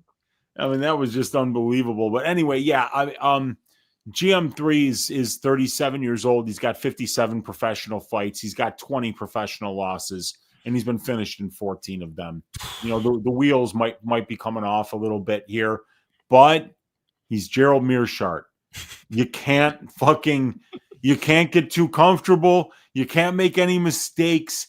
You can't get overconfident at any point, because this guy pulls wins out of his ass like at the last minute and in very improbable ways. And if you think he can't do it anymore, I got news for you. He could probably do it 10 years from now. He'll be out there with the fucking knee sleeves, elbow sleeves, like a headband, you know, like a back brace. And he's going to fucking find a guillotine in round 3, gassed out of his gourd. So I don't know, man. Like, I just hope Docus hasn't really fallen in love with his hands, because I still am not sold on him being a murderous power puncher, but he might look like one in this fight. He might. I mean, to be fair, his hands have looked good the last 2 fights. They have looked good. Yeah. And really, I mean, you don't need much power to knock out GM3 at this point. You wouldn't, especially coming off of a knockout loss like 2 months ago. So we'll see. I'm concerned for the safety of GM3. Yeah, me too. Kyle, round 1 KO. Michel Pereira works with professionals that can hide the line movement, not like the bum Bulgarian. Yeah, he actually did it professionally. He fixed the fight professionally. He didn't go out telling everybody about it. He kept it tight to his buddies and his buddies only. I'm going to dump my whole account on GM3 by decision. Well, boy, do I have some bad news for you, Wildberry. GM3 has a total of, I believe, 0 decision wins in the UFC, which is crazy. He's got 37 career wins, and exactly 2 of them are by decision. 2. Crazy. 2 of 37. Not known for winning minutes. No, not at all. GM3 is fighting in molasses. That's what it looks like. Brady, if GM3 beats Docus, will you tattoo Denis is the good on your body? No, absolutely not. I mean, at the end of the day, this is Kyle Docus. This is Kyle Docus. I mean, he could mess this one up.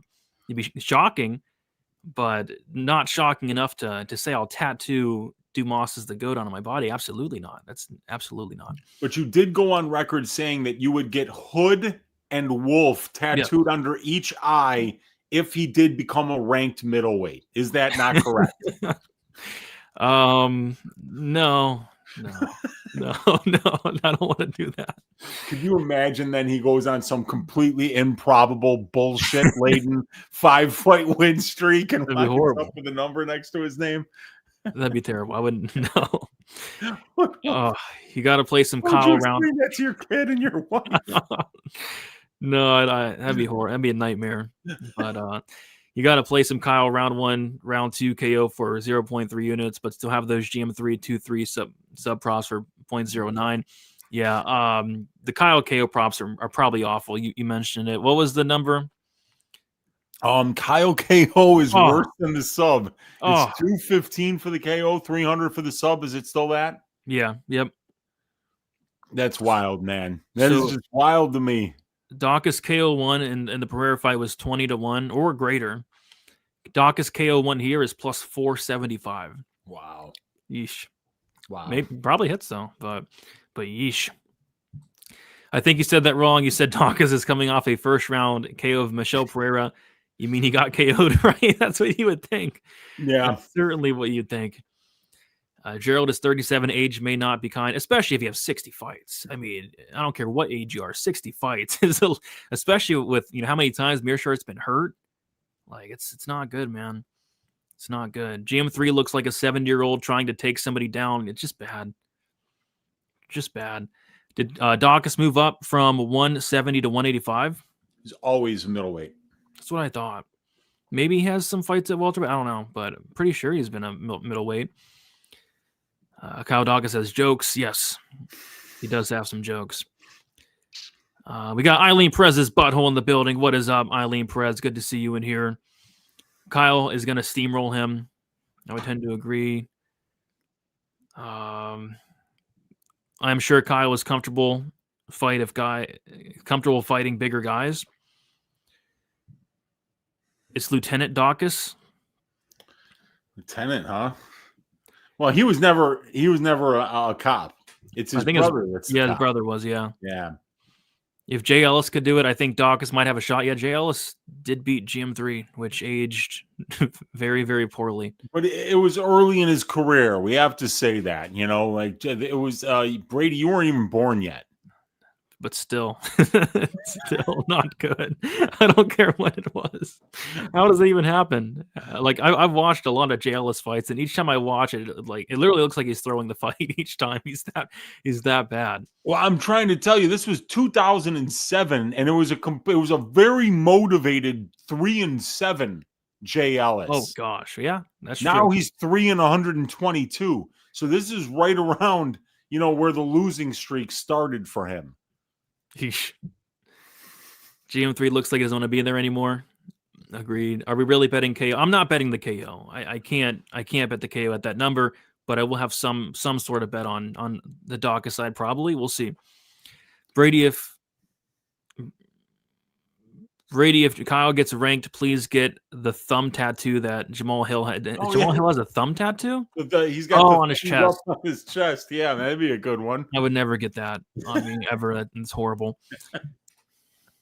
Oh, we got Vieira, who was reluctantly the 70th like. Appreciate that. Let's see if we can get to 100. 30 more likes for 100 would be pretty sweet, guys. We got Flager saying, hey, gents, happy Veterans Day tomorrow. Happy Veterans Day tomorrow to you as well. And it's a shame they cut Barnett a day before a holiday. I can't believe they cut Chris Barnett. But, yeah, I don't know. Sucks to see. Yeah. But we got a great fight next. We got Malcolm Wellmaker going against Cody Haddon. We got Wellmaker, 31 years old, 5'10", with a 71-inch reach. Cody Haddon, 27 years old, 5'7", with a 69-inch reach. We have Haddon, 4 years younger. Wellmaker with a 3-inch height advantage and a 2-inch reach advantage. Wellmaker 5-0 in his last 5 fights. Made his debut against Cameron Simon, knocked him out in the first round. Knocked out poor Chris Moutinho in the first round as well. Also knocked out Adam Bromhold in the first round too. As far as Cody Haddon, 5-0 in his last 5 fights, had a submission win against Billy Brand on the Contender Series, and then beat Dan Argueta by decision in his UFC debut. And this is one of my favorite fights on the card, but it's also a fight I hate because I hate when they take 2 prospects and they put them against each other, and that's exactly what's happening here. 2 guys that I'm extremely high on, 2 guys that a lot of people should be extremely high on. You have Cody Haddon with the boxing background, really good everywhere, really good wrestling, really slick grappling. Like I said, the boxing's really good. The pacey pushes, the forward pressure, the volume, a lot of great stuff out of Cody Haddon. And then the Malcolm Wellmaker side, you have a guy that just has the death touch. I mean, truly, probably one of the hardest hitters in the bantamweight division. This guy hits like a truck, the way he's knocking some of these guys out. So, yeah, it's a fight that, I don't know, it sucks to see one of these guys lose, but one of these guys are going to have to lose this weekend, Weezy. What are your thoughts on this matchup? Yeah, that's the game we're playing, right? Sometimes you get these prospect versus prospect matchups, and the UFC doesn't really want to give those matchups up. They'd rather build both of these guys up, but Haddon's been away for a minute right now, and I just realized that my information was wrong there. It had him at only an 8-month layoff, but it's a 13-month layoff for Cody Haddon because he had to pull out of the Alexander Topuria fight. That was supposed to happen in Australia when Topuria made his UFC debut. So we haven't seen Cody fight. It's been 13 months since he fought Daniel Argueta in his UFC debut after getting a pretty impressive win on Dana White's Contender Series over a solid prospect in Billy Brand. Cody Haddon's only career loss comes against Steve Erceg. And Malcolm Wellmaker, he beat Moutinho and Simon and Bramald, but I think that Cody Haddon might be better than all 3 of those guys, and he's definitely more durable than a Cam Simon right now, who's having chin issues. But like this Wellmaker he's got really scary power, just flat out really scary power. 6 wins by knockout, 2 wins by submission, 2 by decision. So he's proven already that he can win minutes and moments. And he's going to keep getting better. he's still very young in the game. He's 31 years old, so he's not young for somebody with the level of experience that he's at, but he's young in the game, only 10 professional fights and a decent amount of amateur experience prior to becoming pro. But now Wellmaker is starting to turn around quickly. He's taking less time off between fights, and he's starting to ride this wave of popularity, and he's starting to ride that wave of the phenomenal back-to-back-to-back performances that he's put together under the UFC banner. Win by knockout, win by knockout, win by knockout. And they're violent, brutal knockouts. But this is going to be the toughest test that he's had so far. Cody has got a well-rounded skill set. He can wrestle here. He can kind of test Wellmaker in a way that we haven't seen him be tested in yet. And if he's able to do that successfully, it'll be interesting to see how Malcolm looks in the second half of this fight, if Cody is able to drag him into deep water. Because Cody's got very good boxing in his own right, but he's also shown that he can win some minutes and moments with his grappling game as well. So I'm really looking forward to this fight. 27-year-old prospect in Haddon going up against a 31-year-old prospect in Wellmaker, who's really got a rising star right now in front of his name. And this was this Cody stepping in on short notice? Was Wellmaker supposed to fight someone else? I think so. I feel like he had another opponent here, and they've pulled Haddon in. Yeah, he was supposed to fight Surrey City. Oh, okay. So a very tall, long fighter, another really good striker, well-rounded fighter. Yeah. So yeah, City dislocated his shoulder. So that's something that I think I really wanted to be to mention. Cody Haddon from Australia, short notice fight, short notice weight cut, and now you're traveling from Australia, not even to Vegas, but to New York. So add another 5 hours on the flight. Literally about as long of a flight as you could possibly make. And I think even Cody might be from Perth, which just makes it even worse. Yeah, oh my God, he's from fucking Perth. Oh God. So I mean, like they might even just fly east for west and instead of east. I don't even know what it is, but literally just an absolutely brutal trip to make on very short notice here, considering how far from the actual location of the fight this kid lives. So we'll see, but I'm looking forward to this one a lot. Yep. Me too. I was trying to see if Haddon had arrived to Vegas yet. I don't know. I don't see anything. Dude, I think they just announced the fight 2 weeks ago. It takes at least that long to get from Perth to New York. I think that's like a month. So it might not be in Vegas yet. I don't know. Like you got to do part of that trip by speedboat. Oh, it's really weird, dude. It's just there's no good way to do it. So this line's interesting because Malcolm Wellmaker opened up plus 130, and he's minus 170. Cody Haddon opened up minus 150, currently plus 145. Money's pouring in on Wellmaker today. Yeah. Minus 170. A lot of hype on the guy. And I don't think a lot of people know about Cody Haddon and how good he is, but Malcolm Wellmaker, this guy has the death touch. The over-under is set at 2.5 rounds. The over 2.5 minus 115. The under 2.5 minus 105. The fight goes plus 105. The fight doesn't go is minus 135. People sleeping on Haddon here. Yeah, I think a lot of people are going to be sleeping on him this week. Cody Haddon versus Malcolm Smellmaker. Come on. Wellmaker got that hype behind him. Haddon been on a little bit more, been a little more quiet, hasn't fought since 2014. Yeah, I mean, the guy with the hype is Malcolm Wellmaker, 100%. Who sanctioned that Matinho fight? I don't know, but whoever did probably deserves some prison time. That was the thing. There was another guy who pulled out on Malcolm, and I think according to Dan, half the battle, like I think that Matinho was the only guy who even picked up the fucking phone. Oh God! And I think they made a lot of calls to find somebody to try to fight Malcolm Wellmaker on short notice, and it turns out that a lot of people's phones were busted when that happened. I imagine why. Prospect versus prospect, I'm leaning towards Wellmaker. Both undefeated. You never know. It'll hurt to lose later than sooner, maybe. One of these guys is going to lose. I know you deep down inside gotta like it at least a little bit when they make these matches. I mean, it makes for great fights. Like I was looking forward to the prospect versus prospect matchup of Dalgarian versus Del Valle. I was looking forward to that one. But this is another prospect versus prospect matchup I'm really looking forward to. Best card of the year, yeah, it's definitely one of the best. Absolutely. Sure. I think this comes down to Haddon's fight IQ. If he falls in love with his hand sometimes. So if it stays standing, Malcolm KO1. But if Haddon just Pat Sabatini's a takedown plus a finish, plus finish is there for him. Yeah, I think he's absolutely going to try to wrestle. The question is he going to have success, taking down and holding down Malcolm Wellmaker? Elijah Wan tempted on the fight goes to decision. Betting the house on Wellmaker. Simon's chin issue is he doesn't have one yet. 3 fights, 3 right hooks, 3 bodies hitting the floor. Yeah, all brutal knockouts. I mean, the Moutinho fight, like, did he wake up yet? I don't think he woke up yet, Moutinho, from that one. That was brutal. The Simon knockout was brutal, and then poor Adam Bromhold. I don't know if he woke up ever. Just terrible knockouts. Brady, aren't you excited to see Chris Barnett spinning fat kick Alexander Romanov in the balls in PFL? Oh, God.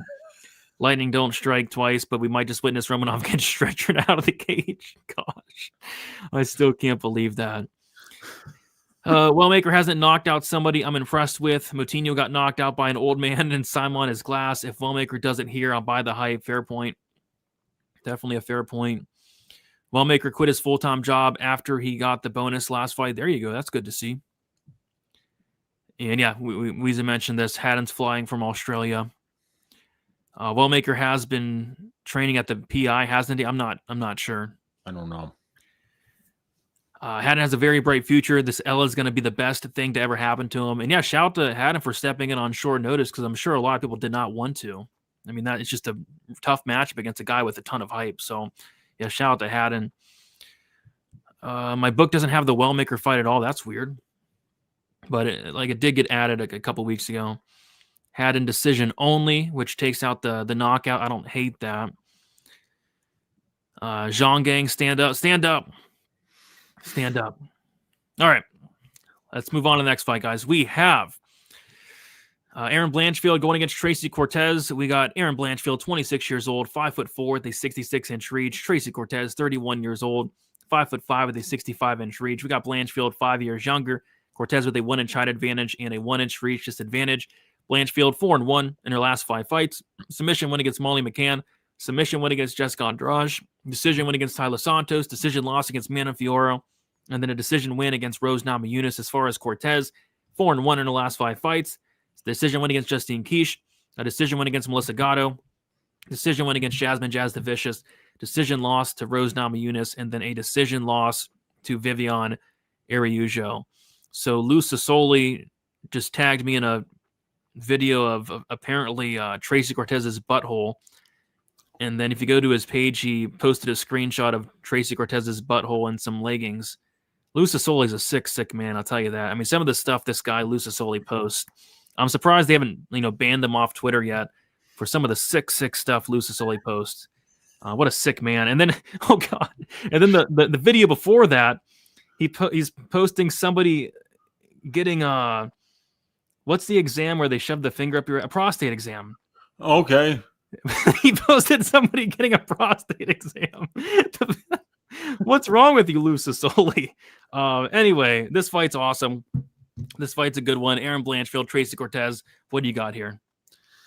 Yeah, so it's a rematch of a fight that happened many years ago. A fight where Tracy Cortez basically spent the whole first round in an arm bar that really wasn't that close to finishing, but it was a very close fight. Tracy won a split decision. It might have even been unanimous, but I kind of felt like, I don't know how they gave Tracy that win. I felt like Aaron won the fight. But I don't think a whole lot's changed since then, Brady. I think that these ladies are actually still very well matched at distance striking range. I think Aaron Blanchfield is the better submission grappler, and I think Tracy Cortez is the better offensive and defensive wrestler. I mean, I think this fight's a coin flip. I don't see why we would think that Aaron is going to be that much better now than she was back then compared to the improvements that Tracy's made in her game. You look at somebody like a physical grappler that needs to have success against you, like Jasmine Jasdavicius, who's much taller than Erin, who's much more physical than Erin. She wasn't able to win enough minutes in the grappling exchanges against Tracy Cortez, and she's a much better wrestler than Erin Blanchfield is. And when it comes to the clinch exchanges, Erin's very good there. She's landed 42 significant clinch strikes while only absorbing 24. But Tracy's done decent there as well. She's landed 41 significant clinch strikes while absorbing 37. So she's actually 50-50 to maybe just a little bit better than her opponents. But where Tracy really shines is outlanding her opponents 111-6 in significant ground strikes. And for Erin Blanchfield, it's 104-0. So both of these ladies really make their gravy, Brady, when they're on top landing significant strikes. That's going to be hard for Erin Blanchfield to do against somebody that's as good of a wrestler as Tracy Cortez. So I don't understand this line. I understand that Erin's the better submission grappler. I understand that Erin is a lot younger and that people are going to assume that she's made more improvements than Tracy has because of the difference in their ages. But stylistically, when these two walk into the cage, it's not going to be easy for Erin to find takedowns. And if she doesn't find takedowns, how does she look where she's priced right now? Yeah, I mean, it's a good point. All a fair point. You know, I can see it. If Cortez stuffs the takedowns, she's not going to look minus 250. I kind of think she does get takedowns, though. I know the Jasmine fight, she did do a good job stuffing takedowns, but, I mean, Rose took her down 5 times. Melissa Gatto took her down a couple times. And if Blanchfield gets her down like once, that's probably the round. So, yeah, I think on the feet, it's very close and competitive. And I think Blanchfield can get a takedown or two. So I lean Blanchfield, but this line's getting out of hand. I agree. I mean, she was like minus 160 like yesterday or the day before. Couple days ago, she's minus 165. A couple days ago, now she's minus 240. Some money pouring in on Blanchfield. And Cortez was like plus 145. Now she's plus 205. So money pouring in on Blanchfield. And yeah, you can make a case for Cortez there. So I lean Blanchfield. I think she's going to pressure. I think she does get takedowns, but I'm not laying minus 240. And then the over 2.5 is minus 425. So this fight's going to decision. The fight goes as minus 400. And it's going to come down into the hands of the crooked, corrupt judges. So I'm going to take Blanchfield for a pick. But yeah, at this line, it is probably dog or pass. I think it is for me. You know, yeah, like I said, I think Erin did win the first fight, though. Did you watch that one? No. Yeah, I mean, if you go back, and it's not that relevant even because it happened so long ago at this point. You know, it's so many fights ago for Erin. It's less fights ago for Tracy because Tracy only fights like once a year. But yeah, it was so long ago that, you know, both of these fighters have made improvements since then. So, yeah. All right. Yeah. She does. What happened? Okay, got you. Yeah, it wouldn't come up on my screen. Erin has an incredible resume for 26 years old. Wellmaker is the Tiger Woods of bantamweights. I don't know if you want to go that far. Not yet. He has a long way to go to be the Tiger Wood of bantamweights. One-sided lotion fight. It's a full-sided lotion fight, in my opinion. That was a big. Yeah, apparently Tracy Cortez is a very big b-hole. I guess is the rumor circulating around Twitter. I'm trying to be a professional, Brady, here and not go on Twitter to Lucis Soli's account and start looking at this stuff, but it's very difficult. I gotta tell you, they cut Barnett first, you know, then now I can't look at this. You know, all those years ago they shot Kennedy. It just keeps getting worse, Brady. It's getting worse, man. A perfectly placed fight for a mid-court smoke break. What? Why are you smoking during this fight? Why? This is a good fight. It's definitely a good fight. Blanche is more manly. Yeah, absolutely. Her takedowns are more butthole than Cortez. Okay. Mm-hmm. Jasmine Jasdavicius, okay, was odd and damn. Erin was 19 in that fight. If you think she arguably won that fight, then you got to pick her here. Tracy Cortez wins the beauty contest by a country mile. Over 2.5 is a good parlay piece. Yeah, probably. I mean, Tracy Cortez fights always good to decision. Tracy Cortez by a split. How would Morales versus Islam go? Morales. Michael Morales? Yeah, I think that's what he's talking about, Michael Morales. I don't know. As long as as long as he's not talking about the flyweight Morales that just fought. Yeah, because that'd be a tough fight for Joseph. It'd be a lot to ask. Talk about a tough road to hoe, you know. Yeah, I was hoping for a much better line on the Blanchfield sub. It's only like plus 500, I think. Blanchfield by sub is plus 525 for Blanchfield by sub. Missed the Blanchfield boat. Not mad at it. She's not that athletic. I'm not mad about it either, especially minus 240. Brady, serious question. Is Erin Blanchfield a lesbian? That's the rumor on the street. Yeah, I think people have been saying like she's, I think she might be dating Fatima Klein, no? That actually half the battle's asking that below, saying, are Erin and Fatima still together? I've seen them in each other's corners when they fight. So, and they train at the same Silver Fox BJJ. They're on the same card. Who knows? Could be. Sounds like it. Could be. Sounds like they're still together. None of them DM'd me though. They didn't ask if it was okay with me or anything. So I don't know. I don't know them. Yeah, I got nothing for you. Yeah, I don't know. But yeah, they have some pictures together on Instagram by the looks of it. So I would say maybe. I don't know. Could be. Aaron by flying. You could see a flying armbar. Could see it. Aaron hotter than Tracy low-key. It's a tough debate. I mean, if this was based off of looks, it might be a lot closer than the money line is here. Are Aaron and Fatima still together? That's the $1 million question. Spell Lou Sassoli for me. Oh, you want his Twitter? His Twitter, it should just be Lou Sassoli. Let me take a look. You can see that butthole. Sassole, yeah. Yeah, Lou, and then Sassoli. Yeah, you spelled it wrong. It's Sassoli is Sassole 34. Lou Sassoli 34 is the handle. Let's see. I hope Aaron walks out on fight night wearing the same foot necklace Walter Walker was wearing. Yeah, if she wears a foot necklace, then I will be betting that sub prop at plus 525. Wallmaker minus 170 is crazy. Dan saying it's crazy value. There you go. It could look like crazy value if he lands that right hand. We got Dan going to bed. I don't blame you. It's late, dude. Good night. Smash the like button. Appreciate you, Dan. Have a good night's sleep. Who's got the better feet? Wiki feet score analysis. Let's take a look. Yeah. Got Wiki feet pulled up. Let's see. Aaron Blanchfield. Let's do predictions. So, who do you think has? It's got to be Cortez with the better feet. I mean, I'd be shocked if it wasn't. What do you think? Yeah, I'm guessing yes, but you never know. All right, we'll see. So Blanchfield, I'm going to guess Blanchfield has a low 4. Low 4. I'm going to say high 4s for both of them. Okay, Blanchfield has 4.82. See, that's yeah. She doesn't have Shaq feet. Let me take a look for myself. Yeah, we got 220 pictures of her feet. Okay, 4.8. That's a great picture there.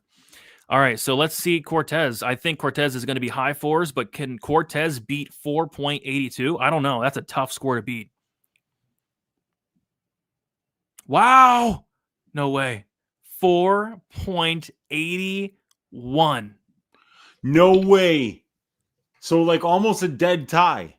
Yeah. And you're getting Tracy at what? Plus 210? Big plus money number.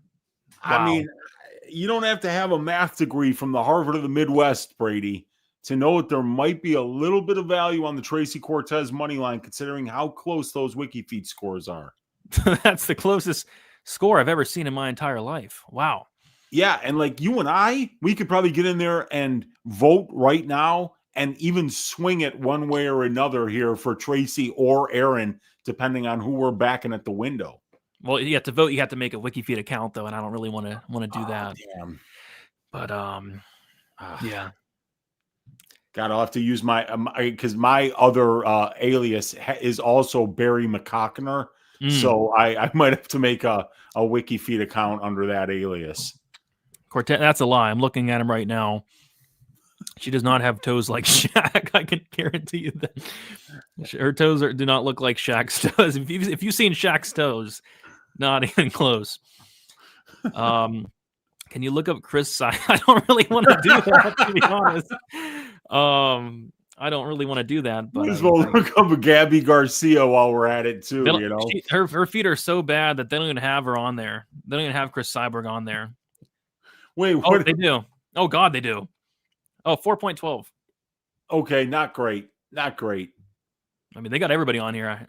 Like everybody, it's great. It's kind of crazy. I will say it and say it again. Angela Hill has the better WikiFeed score than Fatima Klein. There you go. You're here to hear first. Aaron Loki fantasizing about feeling Tracy's body all up on her. That's a weird comment. Dixon. She's gonna hump her to a decision for 15 minutes. That's probably the most wild comment I've seen in some time, Dixon. That's a wild comment. I really hope she's watching right now. Maybe she's a fan of the show. I don't know. But gosh. But I'm a fan of this fight, Weezy. I'm a fan of this next fight. We got Roman Kopylov going against Gregory Rodriguez. We got Roman Kopylov, 34 years old, 6 foot with a 75-inch reach. Rodriguez, 33 years old, 6'3" with a 75-inch reach. Rodriguez 1 year younger, 3-inch height advantage. Got the same reach there between the two. Roman Kopylov is 3-2 in his last 5 fights. Knockout win against Josh Friend. Submission loss to Anthony Hernandez. Decision win against Cesar Almeida. Knockout win against Chris Curtis. And then a decision loss to Paulo Costa. As far as Rodriguez, he has 4-1 in his last 5 fights. Knockout win against Denis Tuolumne. Knockout win against Brad Tavares. Decision win against Christian Leroy Duncan. Knockout loss to Jared Cannonier. And then a knockout win against Jack Hermanson. This is an absolute banger. On the feet, these guys are going to hit each other and hit each other extremely hard. I mean, Gregory Rodriguez has to have some of the best power in the division. This guy's going out there and starching guys. Like even the Cannonier fight dropped him twice. Even the Duncan fight, we know how durable Duncan is. Went out there and put on a great performance and mixing the grappling, and that's kind of what I feel like he should do here. Like we know Rodriguez, this guy is a multi-time BJJ world champion, and the times we have seen him use his grappling in the UFC, it's looked phenomenal. Like the Jung Young Park fight in the first round, the way he flowed on top, the way he got to the back instantly. Rodriguez is a next level grappler, but like Moicano, this guy kind of fell in love with the box, and rightfully so. He's going out there and knocking fools out. But I feel like he does have a very big advantage on the ground against Roman Kopylov, who got insta-tapped by Carl Roberson. So I feel like this is the annual donation to the Rodriguez submission prop. I'll never forget when I think I had the biggest bet on a submission prop ever when he fought Denis Tuolumne, who's not even a white belt, who's been submitted like 5 or 6 times. I had a big bet on Rodriguez by submission, right? And I'm watching the fight, and Rodriguez lands a very nice takedown, right? Gets in the mount instantly, gets into a dominant position. I'm like, yes. And Rodriguez lands one elbow, and the ref stops the fight. It was the nastiest elbow, and I didn't cash my submission prop.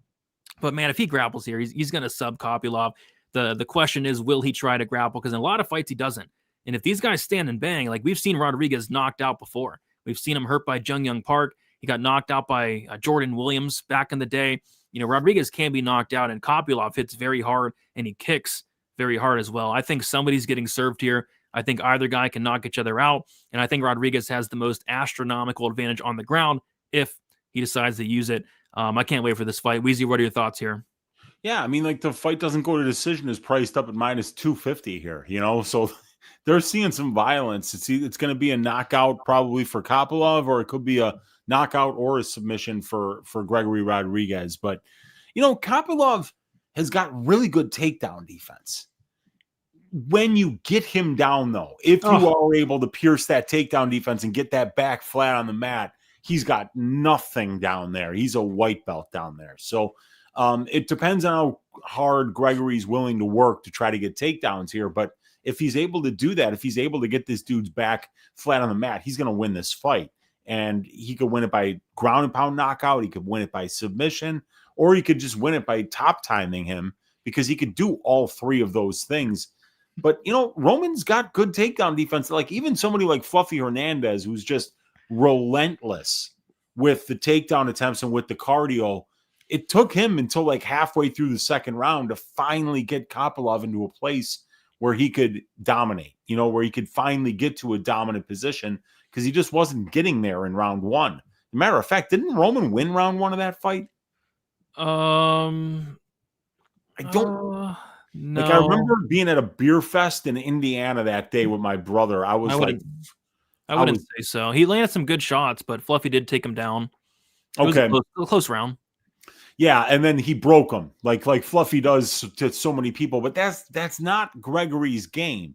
Gregory's game isn't chaining takedown attempts together, letting you back up and then taking you down again and wearing you out. He'd rather stand and bang. And frankly, he spends 71% of his UFC octagon time at distance striking range.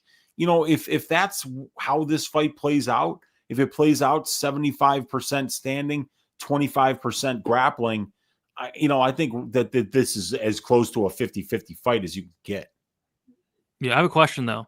Okay.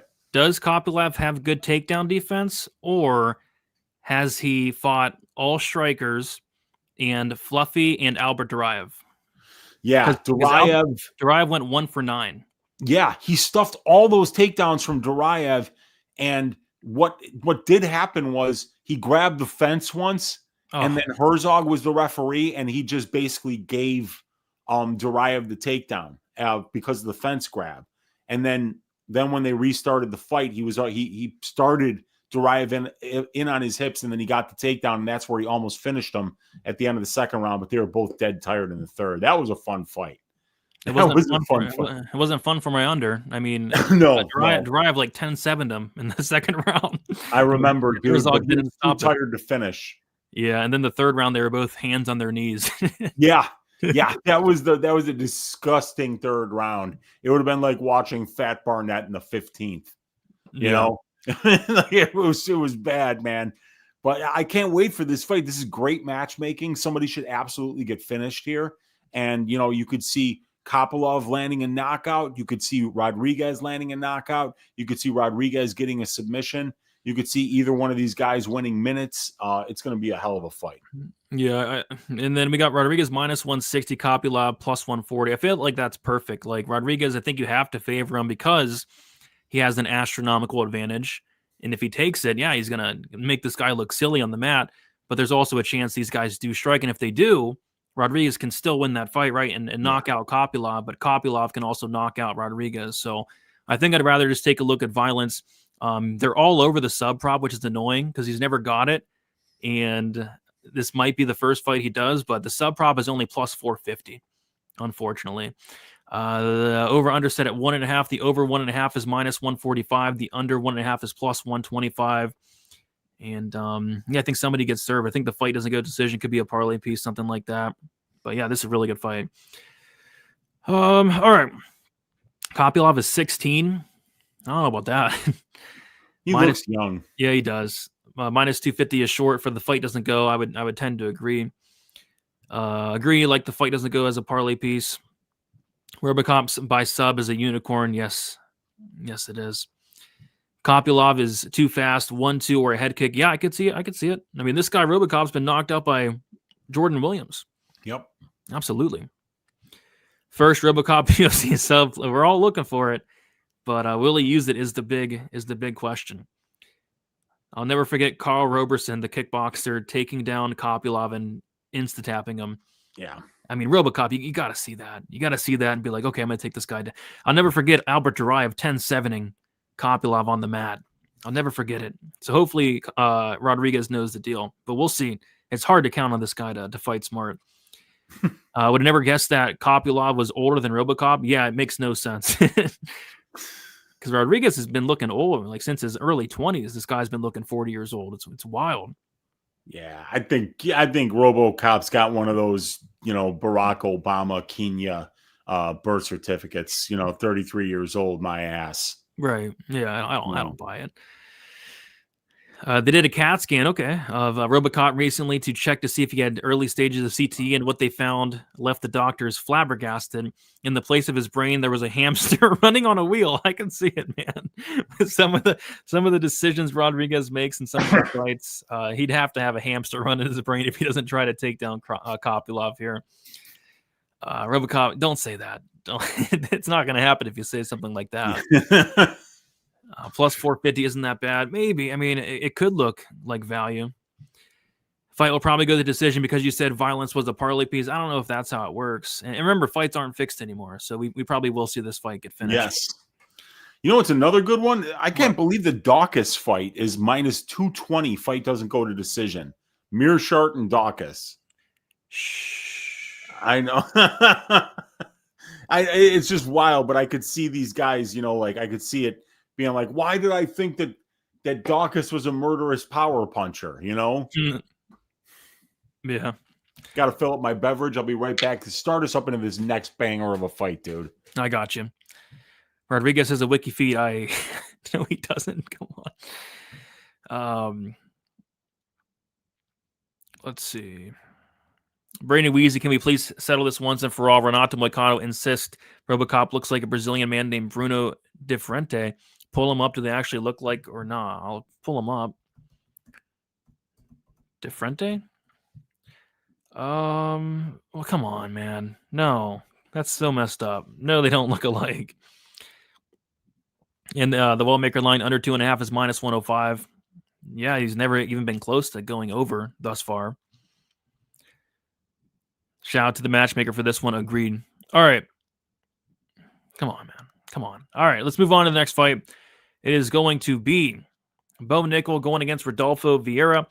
We got Bo Nickal, 29 years old, 6'1" with a 76-inch reach. Rodolfo Vieira, 36 years old, 6 foot with a 73-inch reach. Bo Nickal, 7 years younger.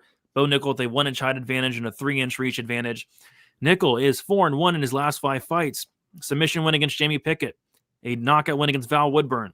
Submission win against Cody Brundage. A decision win against Paul Craig. And a knockout loss to Reinier de Ridder. As far as Rodolfo Vieira, 3-2 in his last 5 fights. Decision loss against Chris Curtis. Submission win against Cody Brundage. Submission win against Armin Petrosian. Decision loss to Andre Petrosky. And then a decision win against Trayshawn Gore. In my opinion, this is the fight I'm least looking forward to on the card. In my opinion, Weezy, I think this fight's going to stink.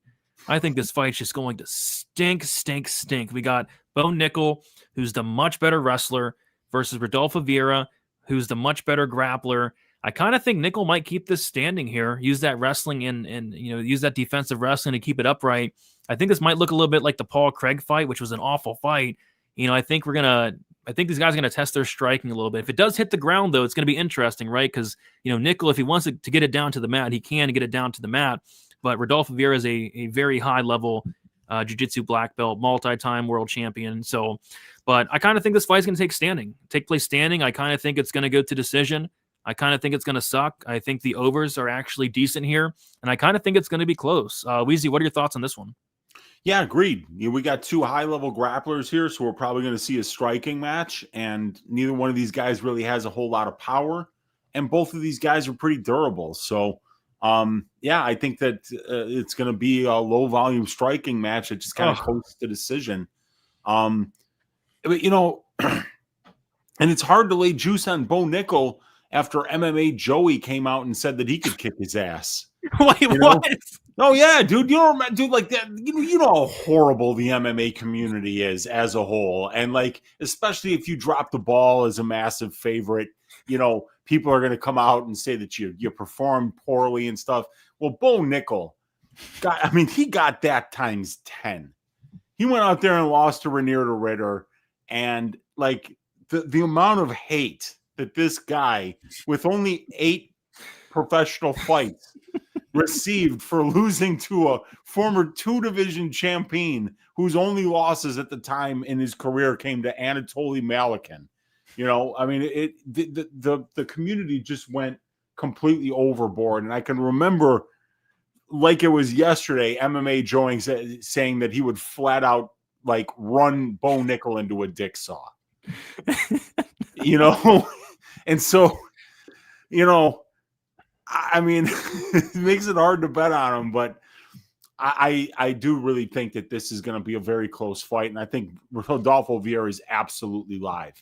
But, I think if Bo were smart, what he'd do is he'd strike with him for the first 4 minutes of every round, and then take him down with a minute left in every round, and he can take him down whenever he wants to, I'm sure of it. Somebody like Bo with that level of collegiate wrestling should be able to get takedowns against a Brazilian jiu-jitsu player in Rodolfo Vieira. So I think that he could get takedowns and win the last minute on top. Like, he probably, because he's the better offensive and defensive wrestler, has more ways to win this fight, Bo Nickal. But I think it's going to be a low-volume striking match that coasts to decision here. I kind of like Fight Goes. I think it's plus 100 or something.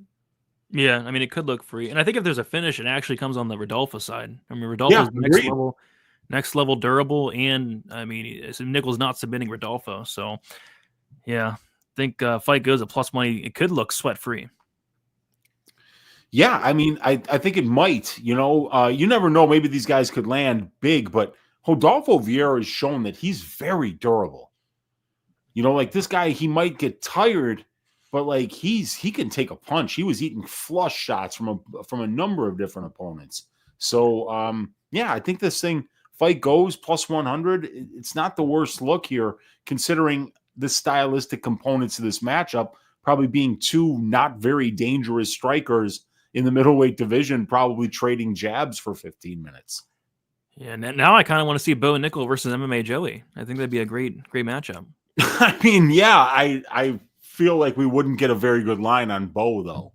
Despite all the braggadocio, despite all the positive words from MMA Joey saying that he could absolutely destroy Bo Nickal and he was that big of a fraud, I still feel like Bo would probably win that fight and win it decisively, Brady. Yeah, probably by decision. He probably wouldn't finish him on purpose, just beat fucking 9 shades of shit out of him for talking shit. True. What's Vieira by decision? It is plus 600. It's a big number. Yeah, and Nickal by decision is plus 125. Fight Goes is, and dang it moved. It's now minus 105. Dang it. Oh, damn it. Missed the plus money. Yeah, now that line is gone. It's gone. Got smashed. This fight got bullied off the main card. Good. I mean, this is not a main card fight. I mean, I think this fight's going to be horrible. But who's going to retire after this? No, he's not going to retire. Fight Goes. He didn't finish Paul Craig. Yeah, I think it probably does go.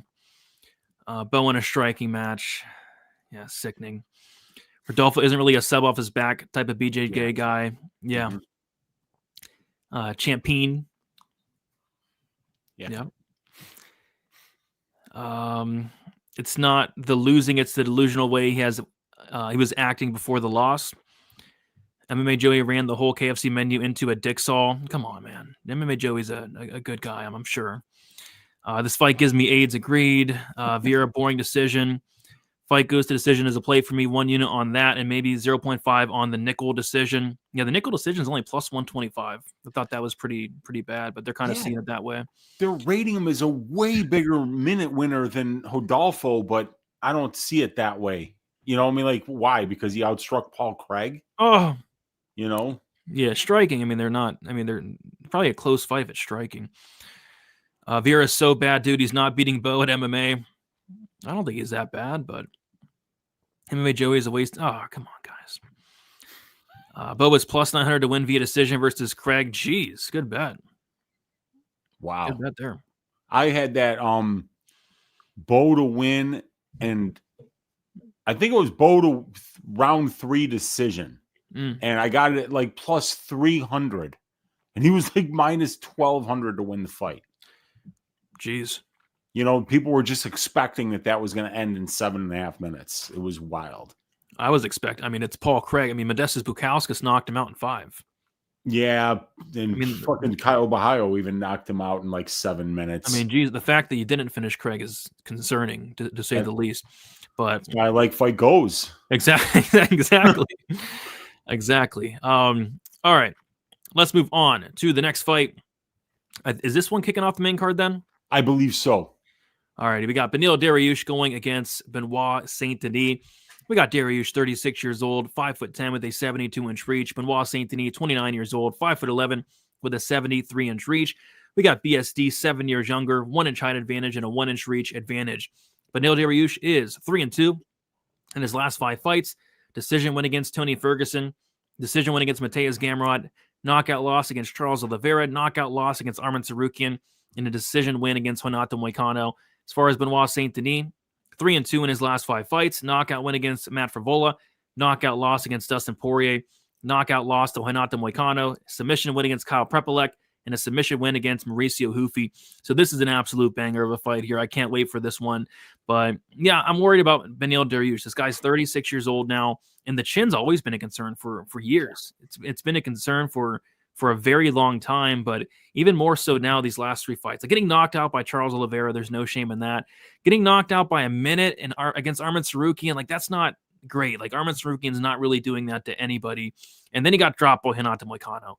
Like, I think that was probably Moicano's, one of the very few knockdowns he's ever gotten in the UFC.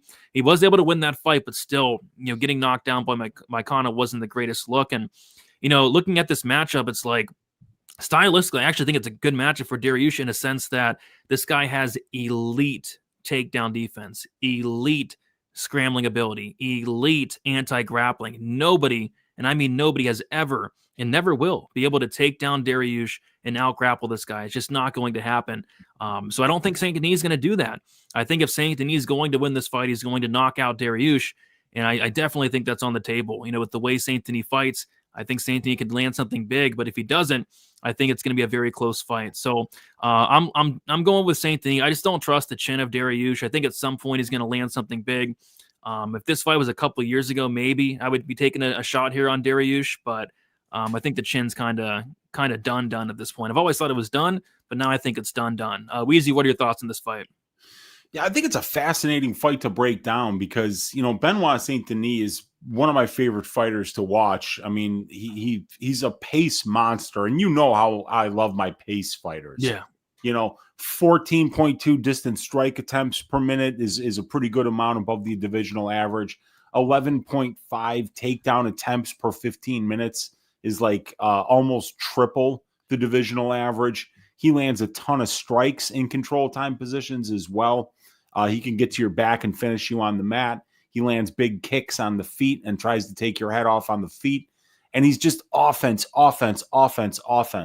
So there's just a lot of people who, unless you can find ways to either match the physicality and power that Benoit brings on the feet or limit his ability to find that grappling success, you can find success as well against Benoit because he's so shitty defensively. Benoit Saint Denis got 48% distance striking defense. If you get him down and put him on his back, you can have some success landing big ground and pound against him like we saw in the Moicano fight. You can outpower him on the feet like we saw in the Dustin Poirier fight. Obviously we saw that as well in the Elizeu Zaleski dos Santos fight. But, Beneil Dariush is somebody that while he only gets 2.1 takedowns per 15 minutes, he controls his opponents for 40% of his UFC octagon time. This is a guy who does a phenomenal job of using his wrestling, whether it's offensive or defensive, to win minutes and bank rounds. And Benoit Saint Denis doesn't have great takedown defense. He can be taken down and put into bad spots. And Beneil's definitely the better wrestler. So I think that while this fight is on the feet, Beneil's going to be able to keep this fairly close. But Benoit Saint Denis is so aggressive that I really believe that this is either going to be a Benoit Saint Denis finish or a Beneil Dariush decision. And I don't really see any other outcomes. I don't see Benoit Saint Denis winning minutes and banking rounds because I feel like if Benoit has any success at all, like this fight's over. If he starts landing big shots on the feet, he's going to knock him out. If he gets into top position on the mat and starts landing ground and pound, I think he's going to be able to hurt Beneil and maybe make him shell up. Beneil's been finished in all 6 of his UFC losses. And Benoit Saint Denis has 100% finish rate in 15 professional wins. So obviously, this is a situation where Benoit Saint Denis is much more likely to finish this fight inside the distance, whether it's a knockout or a submission, and where Beneil Dariush is probably going to be winning the minutes up until Benoit does find that finish. And because it's not going to take long. If Benoit lands a big shot, he's got tremendous finishing instincts. And I think that he'll be able to find the finish against Beneil. But what I think is going to happen is that Beneil's probably going to get a takedown early in every round. And once he gets that takedown, he's going to float on top. He's going to make Benoit work from the bottom. He might get up a couple of times, but chances are he's going to get taken down. He's going to get his back stapled to the mat, and Beneil is going to win minutes, bank rounds, and win a decision. I put a big bet down, Brady. I put a 1-unit bet down on Beneil Dariush to win by decision because it's plus 500. Yeah. And even though Benoit has basically been finished in all 3 of his professional losses, let's face it, Elizeu Zaleski dos Santos finished him. Okay. The Moicano finished him. Poirier finished him. But I don't see Beneil getting a finish. I don't see him finding a submission against a guy in Benoit who's a BJJ black belt and who's got very good submission defense. And Beneil's never really been known for heavy, nasty ground and pound either. So I think Beneil's going to fight very smart because he's a smart man. He knows that he doesn't want to get hit. He knows that the best way to achieve that is to take this guy down and win minutes on the ground. And I think that that's a really good path for him. But I still think the most likely path is that Benoit St. Denis gets this one done inside the distance, Brady. But if you're going to hang plus 500 on Beneil Dariush when I think his money line is already way underpriced and that decision is already most of his win equity, I couldn't pass up that plus 500. Yeah, I mean, St. Denis never won a decision, and you can kind of see why. Just not a minute winner. So, minute winner versus moment winner type fight. Yep. I was kind of surprised the line wasn't wider, but looks like money's starting to come in on St. Denis. He was minus 180, currently minus 195. Dariush was plus 160. Now he's plus 170. The over under set at 1.5 rounds. The over 1.5 minus 175. The under 1.5 is plus 153. The fight goes plus 195. The fight doesn't go is minus 250. I'm interested to see what the decision only is for Dariush. I think that could be a good look because if he does die, you do get your money back. But yeah, decision for Dariush plus 500. Not a bad look. I was looking at St. Denis by knockout. I was telling you earlier, plus 150. Like they're sharp, man. They're all over it. Plus 150 for St. Denis knockout. I think that's the most likely scenario in this one. Ooh, yeah, but Brady, I agree with you on that. But think about it. Mm-hmm. We were just talking about a knockout prop in another fight in the Susrikayev fight where it was minus 210. It's true. And McConico's been knocked out. Yeah, yeah. But the thing is, McConico, it's more often about how a fighter loses fights because that's always a smaller sample size than the wins. You don't get UFC fighters that have a 10-15 record. There's always way less losses than there are wins. So somebody like Dariush, who's been knocked out in 5 of his 6 UFC losses, I think that Benoit St. Denis at plus 150 at KO, that's a great line, actually. It could. But what if it's like a club and sub, oh. Yeah, that would be frustrating. I mean, Beneil's only been subbed once as a professional, though, in 30 fights. But if you get hurt, maybe club and sub. Yeah, I do think KO is the most likely. What is the, St. Denis by decision is plus 350. St. Denis by knockouts plus 150. St. Denis by submissions plus 500. I do like the St. Denis by knockout, but probably get a better line on it on another book, is what I'm saying. But either wins a decision or gets KO'd. Yeah, I think we're all kind of seeing it that way. I feel like more people going to go with St. Denis. Agreed. I think the line's probably going to get wider throughout the week. I'm going with Beneil, and I have strong logic behind it. Moicano held down and tenderized BSD. Dariush can reverse from bottom or easily take and hold down BSD. Yeah, I think he could. That's what I'm hoping for. BSD by staff. Yeah, he seems to always have it, so he probably does have staff here. MSG brings me back to Frankie Edgar getting KO'd. So RIP Leon Edwards. Yeah. Frankie, which KO was that? Was that the Corey Sandhagen one? I think it could have either been the Corey Sandhagen one or I think it was, right? Because that one was just awful. Yeah, it was pretty brutal. Poor Frankie. Potential fraud check for BSD. I don't know about that. If you can't get past old man Beneil Dariush, he'll never be a contender. I mean, Dariush is a super good fighter. He's a very, very good fighter. I was shocked that Dariush was actually plus money against Moicano because Moicano is knocking out nobody ever. Moicano had only one knockout, and it was a TKO. but then Moicano dropped him. But yeah, Benny got it done there. You want to hear a fun stat, Brady? I do.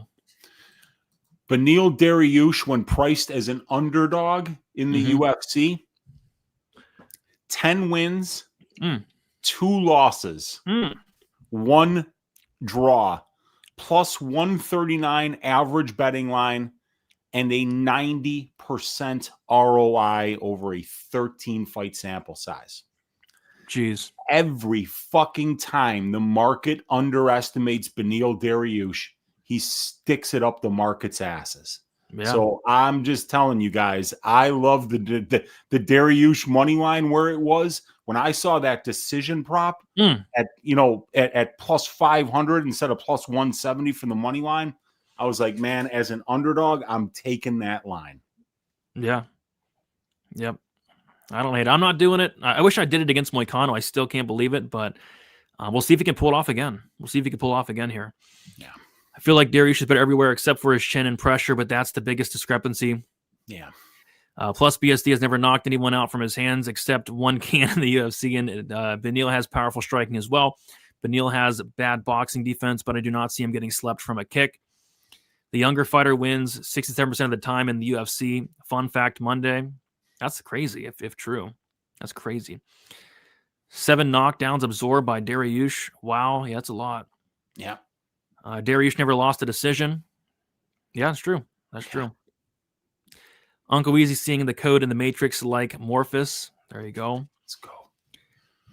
Beneil doesn't really quit when he gets hurt. I mean, against Moicano, he played it very smart, and I just don't see BSD one-shotting Beneil.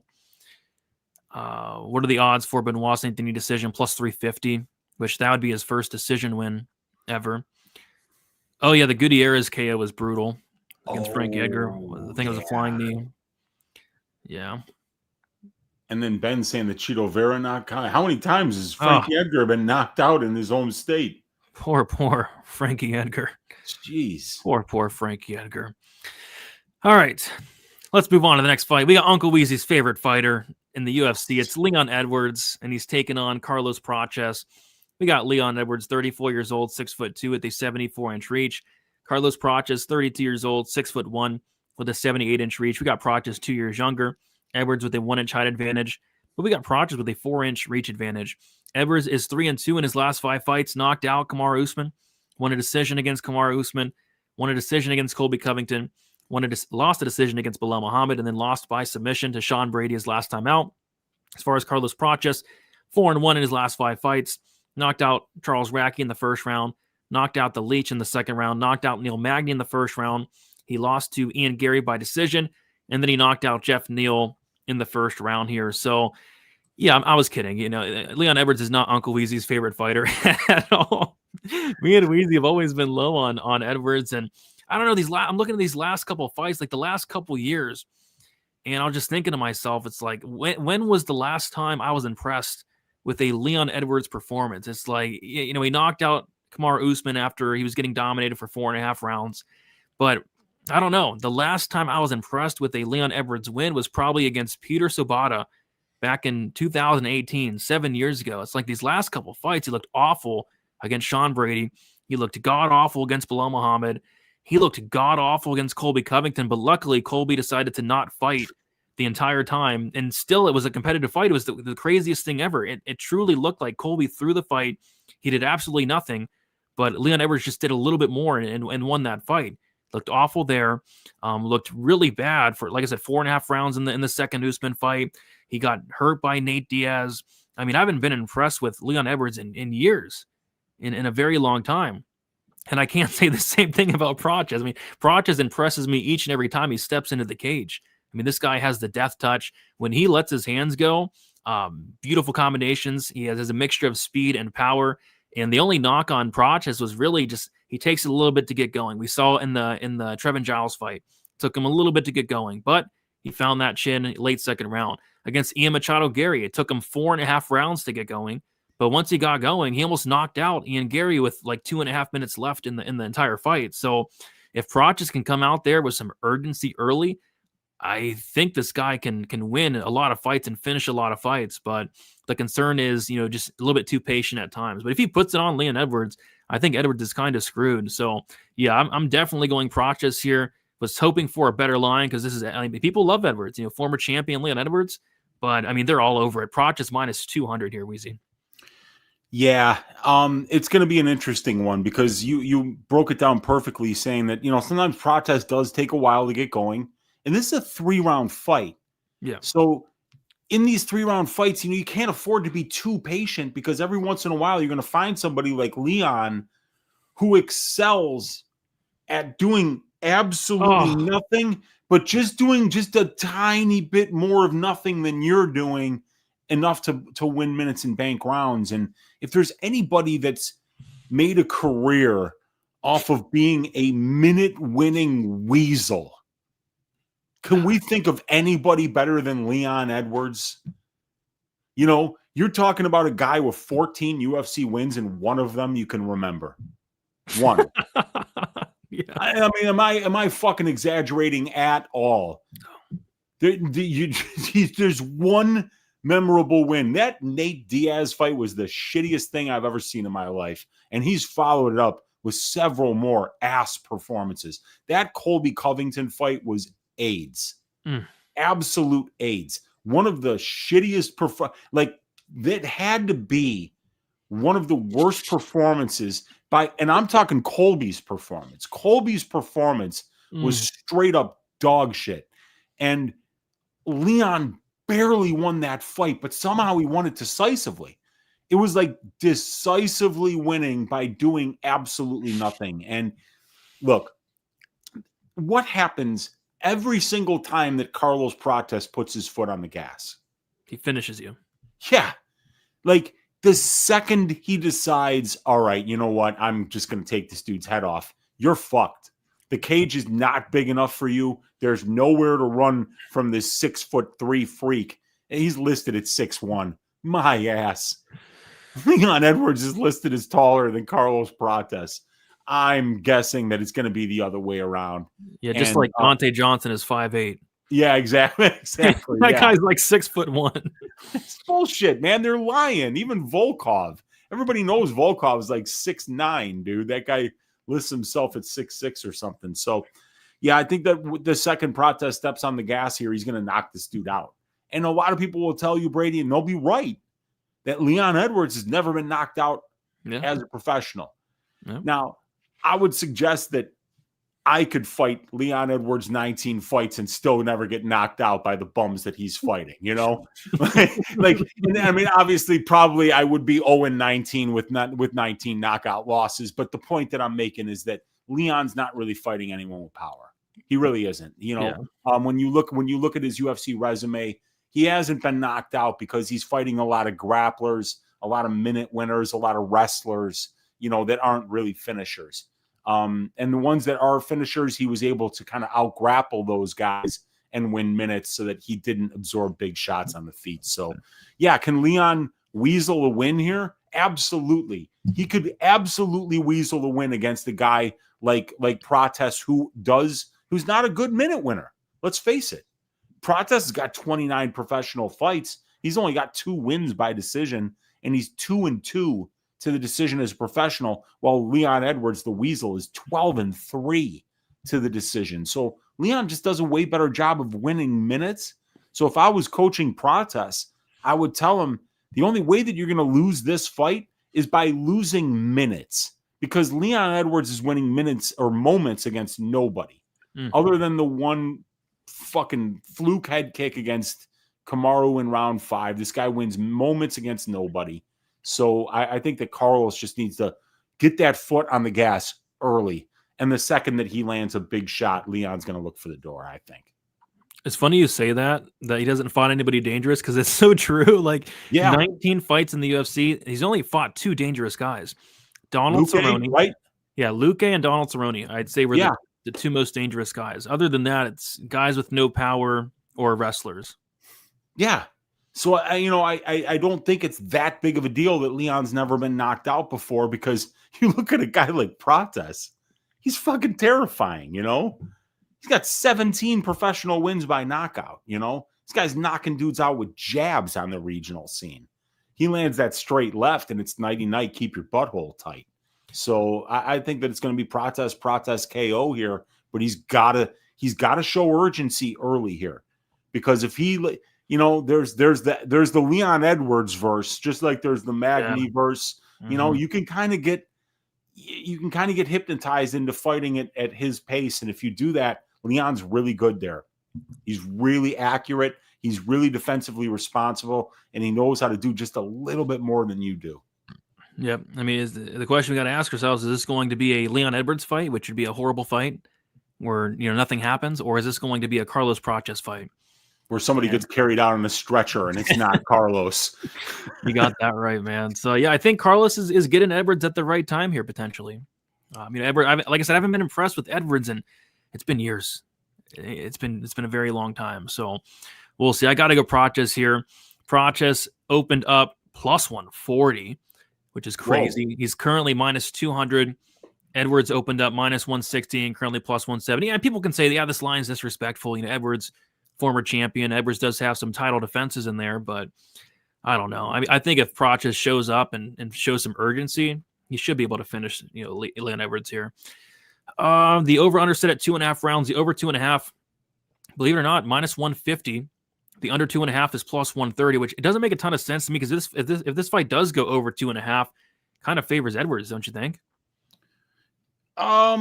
It just depends on when Carlos gets going, though. Yeah, because Carlos isn't going to get tired, because you can't get tired fighting Leon Edwards. That's true. Dude, he could smoke 3 packs of cigarettes a day. He's not going to get tired in a Leon Edwards fight. This is only 3 rounds. So, I mean, maybe it does, because like you're saying, if it does go the full 15 minutes, it means that Prochazka probably didn't find a moment. And if he's not finding a moment, we can't really count on him to win minutes. It's not like he's going to go out there and take this guy down. No. You know, so Prochazka has got to find some shots. And if he doesn't, a guy like Edwards, who wore gold around his waist, you know, I mean, it's wild that he got there, but he did. And it's because he knows how to win minutes very efficiently. Yeah. Prochazka by KO, it was plus 170. It's moved to plus 160. And then Edwards by decision, I kind of think that's his path. It's plus 300, which that's not a horrible line. That's not bad at all, dude. Yeah, because like you said, he's not really finishing anybody outside of Peter Sabota or Usman with like a minute left. So, yeah, very interesting fight here. The return of Lazy Leon. It's a perfect nickname. Weezy, did you make that one up? Lazy Leon? I don't think it was me. Sounds like something you'd say. I saw that and laughed, and it wasn't, you know, like, so I don't think I ever called him Lazy Leon. I may have called him a lazy fighter, but I don't think I've ever called him that. I know you've called Ankalaev a lazy fighter before. Yeah. I say that Ankalaev fights at a bureaucratic pace. You know, he can be a very lazy fighter. Yes, I like this call. Prochazka by secondhand smoke. We see what happened the last time Prochazka faced a world-class striker. He got toyed with, bet the house on Leon by decision. Yeah, I mean, in the Gary fight, it just took him too long to get going. You got to get going. He's got to get going. I'd probably lay minus 250 on Ian Gary versus Leon Edwards, though. Or more, especially. And the one thing that nobody seems to fucking think about that Prochazka fight is that that's the first time Prochazka has been scheduled for 5 rounds, I believe, ever, but maybe in the last 10 years, right? So I think the Prochazka just was scared to get tired early, and we saw him kind of, because it was a 5-round fight at a slower pace than even he was used to fighting, because he was afraid to get tired. And then he showed in round 5 that he saved too much gas, because that was the best round that he wound up having when nobody gave him a chance to win rounds 4 or 5 against Ian Gary. So I think that putting too much of that fight into your mind and saying that Prochazka didn't look good against Ian Gary, I think a lot of it had to do with, if that fight was 3 rounds, I think we would have seen a much more aggressive Carlos Prochazka, and the fight might have played out a lot differently. Yep. We got Mahler Lipsky saying, yo, it's my first time tuning in live from Europe. I usually watch the reruns. Welcome to the show. Good to see you in here. Is the Fighting Nerds curse still in effect? They haven't won in a while, it feels like. The Fighting Nerds? I feel like the best fighting nerd now is Mikhail Olasechuk. He's on fire, man. But yeah, everyone forgot about Prochazka, because Prochazka is coming off a highlight reel knockout over Jeff Neal. We were in the crowd for that one. And, and like I said, that Gary fight, I think if that fight was 3 rounds, man, Prochazka might still be undefeated in the UFC. Yeah. Yeah, Prochazka might need to wear some glasses to stop the eye. Yeah, Leon's a big cheater, known for cheating for sure. Prochazka by second round KO and a marble to celebrate. There you go. Yeah. There you go. I heard he's slowing down on smoking in real life, but keeps this image up and smokes for the camera. I wouldn't doubt it. I mean, smoking a couple packs a day when you're a fighter, probably not the best idea. I lost half my rent last week and I need a lock for this weekend, please. Give me Tsarukyan. I think Tsarukyan gets it done. What is he, minus 150? I think minus 180. No, minus 800. We're just a little bit off there. Dang it. But no, with the lock is going to be who's getting slept? Oh, Tsarukyan by KO. Watch him sub him now. Oh yeah, you're right. Damn it. Maybe no. We're doing what was it? The decision prop. Angie or Fatima Klein by decision. Okay. That's what we're doing. Minus 800, you guys have to bet 2 months rent to cover this month. Oh gosh. Okay, let's move on to the next fight. It is going to be Sean Brady going against Michael Morales. We got Sean Brady, 33 years old, 5'10" with a 72-inch reach. Mike Morales, 26 years old, 6 foot with a 79-inch reach. We got Morales 6 years younger, 2-inch height advantage and a 7-inch reach advantage. Sean Brady is 4-1 in his last 5 fights. Decision win against Michael Chiesa, a knockout loss to Bilal Muhammad, submission win against Calvin Gastelum, decision win against Gilbert Burns, and a submission win against Leon Edwards. As far as Michael Morales, 5-0 in his last 5 fights. Knockout win against Adam Fugit, decision win against Max Griffin, decision win against Jake Matthews, knockout win against Neil Magny, and a knockout win against Gilbert Burns. So this is the fight I struggled with the most on the card. This is one that I have no clue what's going to happen here. It's like we got a striker versus grappler matchup. Brady's obviously going to look to get the fight down to the ground. Morales is going to look to keep it if it's standing. And it's one of those fights where I kind of feel like we're going to know who's going to win within the first couple minutes. Like if it turns out Brady is able to get takedowns, Brady probably wins the fight. But if it turns out he's not able to get takedowns, it could probably get bad, pretty quickly. So yeah, one I really struggled with. I don't know who I'm picking yet. Any thoughts on this fight, Weezy? You have a strong lean one way or another? No, not really. But I'll tell you what does stick out is just the fight doesn't go to decision here, right? Yeah. Because like you said, if we're going to know 2 minutes in who's going to win this fight, then somebody's probably going to get finished. Now, the only time we've ever seen Sean Brady lose was against the guy who was able to stuff his takedowns, who put him on the back feet and pressured him and outstruck him. And Bilal Muhammad was able to find a late second round knockout with that strategy. But the problem with Morales is that he's showing really good takedown defense at the UFC level, 88%, but nobody's really grappling him, right? Yeah. He hasn't faced a serious grappling threat or even one that pushes a wrestling heavy pace at all. So I kind of feel like Morales is going to be extremely live to knock out Brady on the feet. If he lands a big shot and gets him hurt, he's going to look to finish him. And if Brady does get this fight to the ground, and if your ground game is an unknown, which I think it is, if anybody's going to tell me that they know what Morales' ground game looks like at this level, you're just lying, because it's right there in the stats. Morales is only spending 20% of his UFC octagon time in control time positions. Hey, so, you put some respect on his grappling. This guy out-grappled Nikolai Veretennikov. Oh, yeah. Yeah, I mean, like the Damian Maya of the new Kazakhstani fighters there for sure.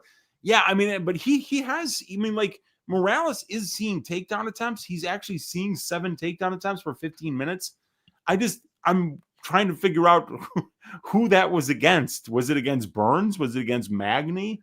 Who was shooting takedowns against him? I guess they said that Magny attempted to. I watched that fight today. Not really. He kind of just clinched him. Yeah, and like he got knocked out pretty quick there. It says that he's faced 25 takedown attempts in 6 fights. Let me just really quickly look and see, because I'd like to know where those were coming from. Attempted a ton. Fugit attempted 8, and Griffin actually attempted 8. But like I said, dude, like sometimes you see that and you're like, but I watched that fight. I don't remember Max committing to any takedowns. So we're gonna have to find out, because if Sean's not been able to get this fight down, yeah, like Morales is obviously the way more dangerous striker, and if he does, the fact that we just haven't seen Morales really on his back at this level yet goes to show you that Sean Brady might be able to really rinse this dude on the ground with the high level fighters that he's been able to just absolutely drown, like Gastelum, like Leon Edwards, a former champion. He destroyed him on the mat. So, and he would have destroyed Bilal on the mat too if he was able to take down Bilal. But Bilal is a guy that we've always known is that elite takedown defense and elite pressure on the feet. And if Morales, if the current numbers that we're seeing for Morales actually come to fruition in this fight, if he's stuffing takedowns at an 88% clip, if he's going to keep this fight on the feet 80% of the cage time, he's going to look like a big favorite here. But I think Sean might take him down and sub him, dude. Like, that's the thing. His ground game is on a completely different level, and we know a lot more about Sean Brady's ground game than we do about Morales. But I think that Morales isn't that much better of a striker than Brady is a better grappler than Morales. Yeah, maybe fight as a go -110. You could see pass for both. Brady submission, Morales KO. Kind of like, what was the one fight that was kind of that way, where you could see a KO or a sub either side? We were talking about Sabatini, Mariscal. Yeah, Sabatini, Mariscal, and even Docus Mirart. Yeah. Because Docus could sub Mirart because he's been subbed like 10 times, but he could knock him out as well. But also, if Kyle slows down, Gerald can catch anybody if they make a mistake. So. Yeah, I like betting violence on those striker versus grappler matchups, because whoever gets their way, if it's going to be a dominant victory either side, you could see Morales getting a knockout for sure, and then Brady's submission game is top notch. So yeah, violence probably my favorite look. I don't know, in terms of a pick, I don't know, man. Like I said, I think we're going to know real quick. If it turns out Brady's not able to get this fight down to the ground, I kind of think he's going to be in trouble and get his chin touched. So Brady's -140. Morales is +120. Over under set at 2.5 rounds. Over 2.5 -150. Under 2.5 is +130. Give me Morales by KO. Yeah, what is Morales by KO? Morales by KO is +250. Brady by submission is +400. Decent numbers there. Oh, but don't play Morales by KO, because Morales inside the distance is +245. Oh, wow. And the KO is +250. So, gosh, bite the bullet and take that +245, because I mean, I could just see a club and sub happening, and then you putting your fist to the TV. Hey, those 5 cents, they add up, man. That is crazy, though. 5-cent difference is wild. Yeah. So yeah, definitely take the ITD. The matchup is incredible. Agreed. It's going to be interesting when Brady loses money betting against JDM again. Me? Sean Brady? I think it's talking about me. I know. Well, we'll see. We'll see if Islam tests those Canelo hands, man. I know Bilal Muhammad tested out those Canelo hands for the first 15 minutes of the fight. That was awesome. Morales for the KO for Aura. What are the odds for what? Brady's slight favorite. Brady's a slight favorite. Close matchup. I would tend to agree. I don't think it's going to look close, but pre-flop, I think it should be line close, right? I think it's one of those type fights. Agreed. I'm pretty sure Morales is on the Ecuadorian wrestling team, and I know his family is judokas, and he trained for 6 years. Ecuadorian wrestling consists of Mormon soaking techniques while dressed in a drag. Okay, there you go. You learn something new every day. Morales is too big for Brady. He won't be able to control him. It won't be that easy for Brady. It's just a rumor, but I heard Dagestan fighters do the same thing. Said about 300 Spartans, it makes I bind more and willing to protect the person next to you. Yeah, Okay. people in this century are not living like the Spartans did. I can fucking assure you, those guys were on a completely different level of warrior class than anybody that lives in the year 2025. Yeah. Morales by skin flute choke. Morales is a freak. You know what they're talking about, right, Brady? Oh yeah, I've seen the video. The video, yeah. It's so people are getting wild on that.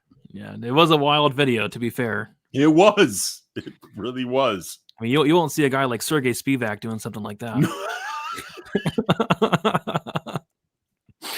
Yeah, I couldn't believe my eyes, but hey, we all have our hobbies outside of this, so no judgment for me.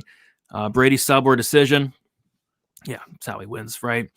Will Brady or Morales step in the main event when Islam gets pulled out? I hope creatine abuse. There's no such thing as creatine abuse. I don't know. I hope the Islam fight stays on. Did you hear Jerry claimed he shadow boxed for 24 hours? I don't believe it. Do you want to know why I don't believe that? Because I think he did it for 48 hours. I know. He did it for 48 hours. Do 24 hours, man. Right?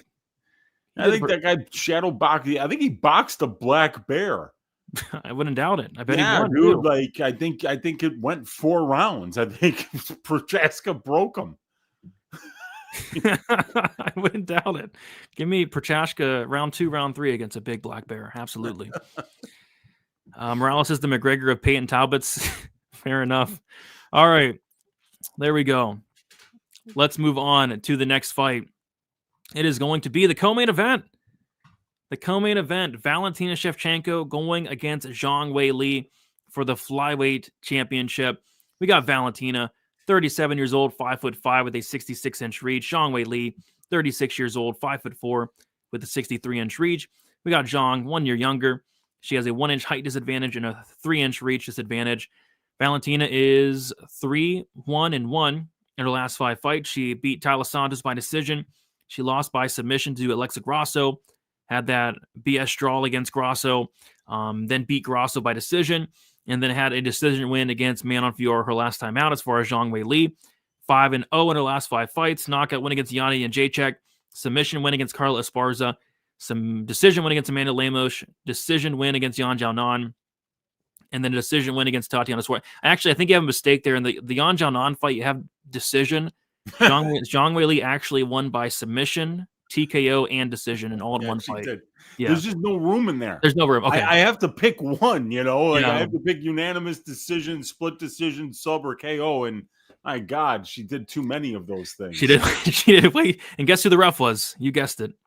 Oh, was it Herzog? Jason Herzog. Yeah. If anyone wins by 3 different methods in the same fight, it's usually going to be a Jason Herzog fight. Yeah.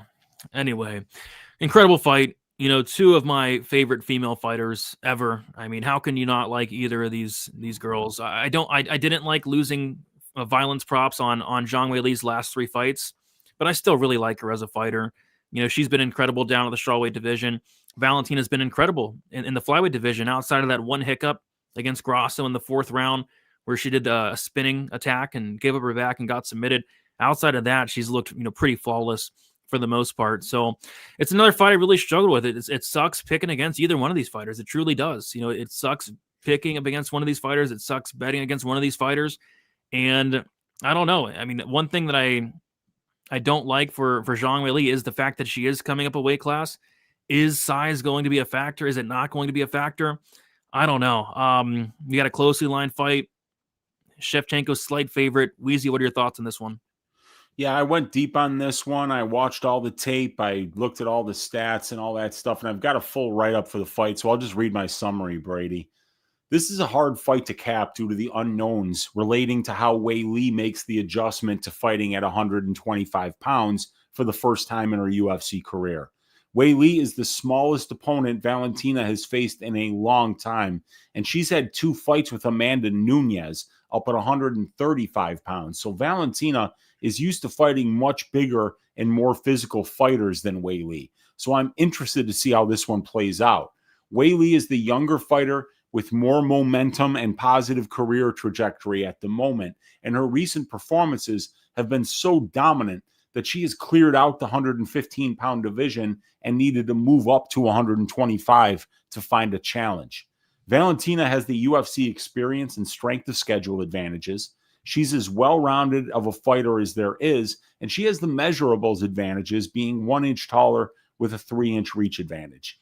While this fight is on the feet, I see Zhang throwing more, but I think Valentina is the more defensively responsible fighter.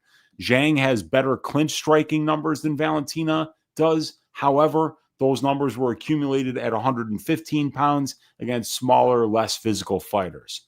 Both ladies spend around 45% of their UFC octagon time in control time positions, and both ladies excel at winning minutes with wrestling, top control, and ground and pound in those positions.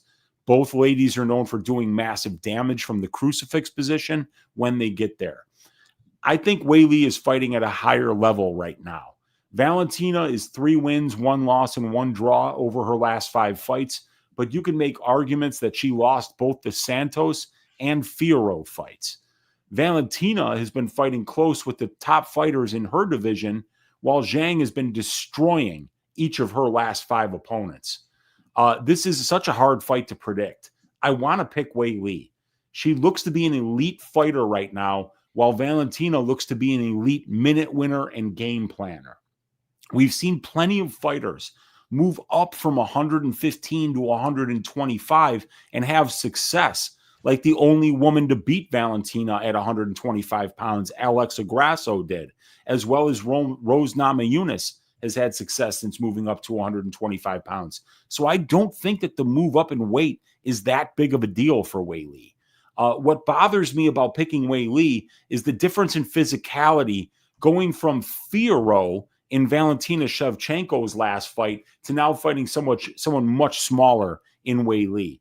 If Valentina is able to decide where this fight takes place, I think she can win the minutes. But Weili's grappling game is very high level, and I think she can compete with Valentina wherever this fight goes. I am going to lean ever so slightly to the side of the younger fighter who has been displaying the more dominant performances in her recent fights, and I'm going to pick Weili Zhang to win this fight by decision. Yeah, this is a fight I'm just going to sit back and I'm going to enjoy it. I'm going to enjoy it. You know, I don't want to bet, because if you bet on Zhang Weili, like, you're betting against Valentina. You know? And if you're betting on Shevchenko, then you're betting against Zhang Weili. Like, I don't want to do either of those things. So, but yeah, Shevchenko's slight favorite, minus 135, Zhang Weili plus 115. The over has got to be just completely juiced. Over 4.5, minus 265. The under 4.5, plus 219 there. I think it goes over at a pretty high clip. Maybe the over is a decent parlay piece. Yeah, I think it could be, but I mean, like, both of these ladies are pretty violent when they're fighting at their best. Weili Zhang's only been priced as an underdog once in 12 UFC fights. And for Shevchenko, it's 5 times. But if you throw out Shevchenko's 135-pound fights, I think that she's only been priced as an underdog once. So, you know, like, you're either going to bet against Weili or Valentina here if you're picking a money line side. And the fact is that nobody ever really bets against either of these ladies. Right. So something's got to break here. It's going to come down to, you know, who's just in better form right now. Who's the better fighter right now? And, like, I see Weili running through girls while I see Valentina kind of like winning minutes and banking rounds, barely, you know? So I'm leaning towards that Weili side. Yeah. I'm leaning Shevchenko, but don't have a ton of confidence. And if Zhang Weili finishes Shevchenko, I'm probably never showing up again after losing so much money on the Lemos fight. Losing so much money on the Yan Xiaonan fight. I'll never recover from, I don't think. I was very heavy on the finish prop, and she did finish her twice. Yeah. But You've had some of the worst beats on unders I've ever seen. Just terrible. And a lot of it had to do with Herzog and Keith Peterson back in the day. But Peterson's gotten a lot better. Shout out to Keith Peterson. Yeah. All right. Now here's a double-sided lotion fight, baby. There you go. There you go. I'll take a 25-minute nap during this fight. I don't know if you want to do that. I mean, it's a title fight. I mean, you're I don't know if you want to do that. The Wiki Feet score will surprise you. Yeah, Zhang Weili, believe it or not, has the higher score on Wiki Feet. 4.69 compared to Valentina Shevchenko at 4.52. But Valentina has 1,145 feet pictures available. I've never seen anything like that. Yeah, that's a lot of pictures, but Valentina's been doing this since she was 15 years old. Hopefully there's none of those on here. Yeah, well, I mean, that's my point, is that like she's been doing this since it wasn't even legal to take pictures of her bare feet. So like, yeah, man, it's been a long time in that cage for Valentina, and you would think that somebody with that many years of professional Muay Thai experience wouldn't have that good of a wiki feet score. Yeah, I think she'd have female Shaq feet. Oh God, yeah, they're not the best. Yeah. Someone make me a parlay and I'll put 100 on it. Well, we're gonna make a parlay at the end of the show here. Yes, we are. I don't rate how Whaley paces herself. I can see Bullet taking over the second half. Whaley will have success early with her explosiveness, but I think Bullet can IQ her way, or Bullet can IQ her way to a win. This goes to decision and ends by split. I can see that. I think the ends by split is probably gonna be a horrible number though, just judging on the line. Rose, I'm still waiting for my Ketlin Vieira minus 8,000 live bet to pay out versus Dumont. 8K to 100 free money. I'm hoping they pay me out soon.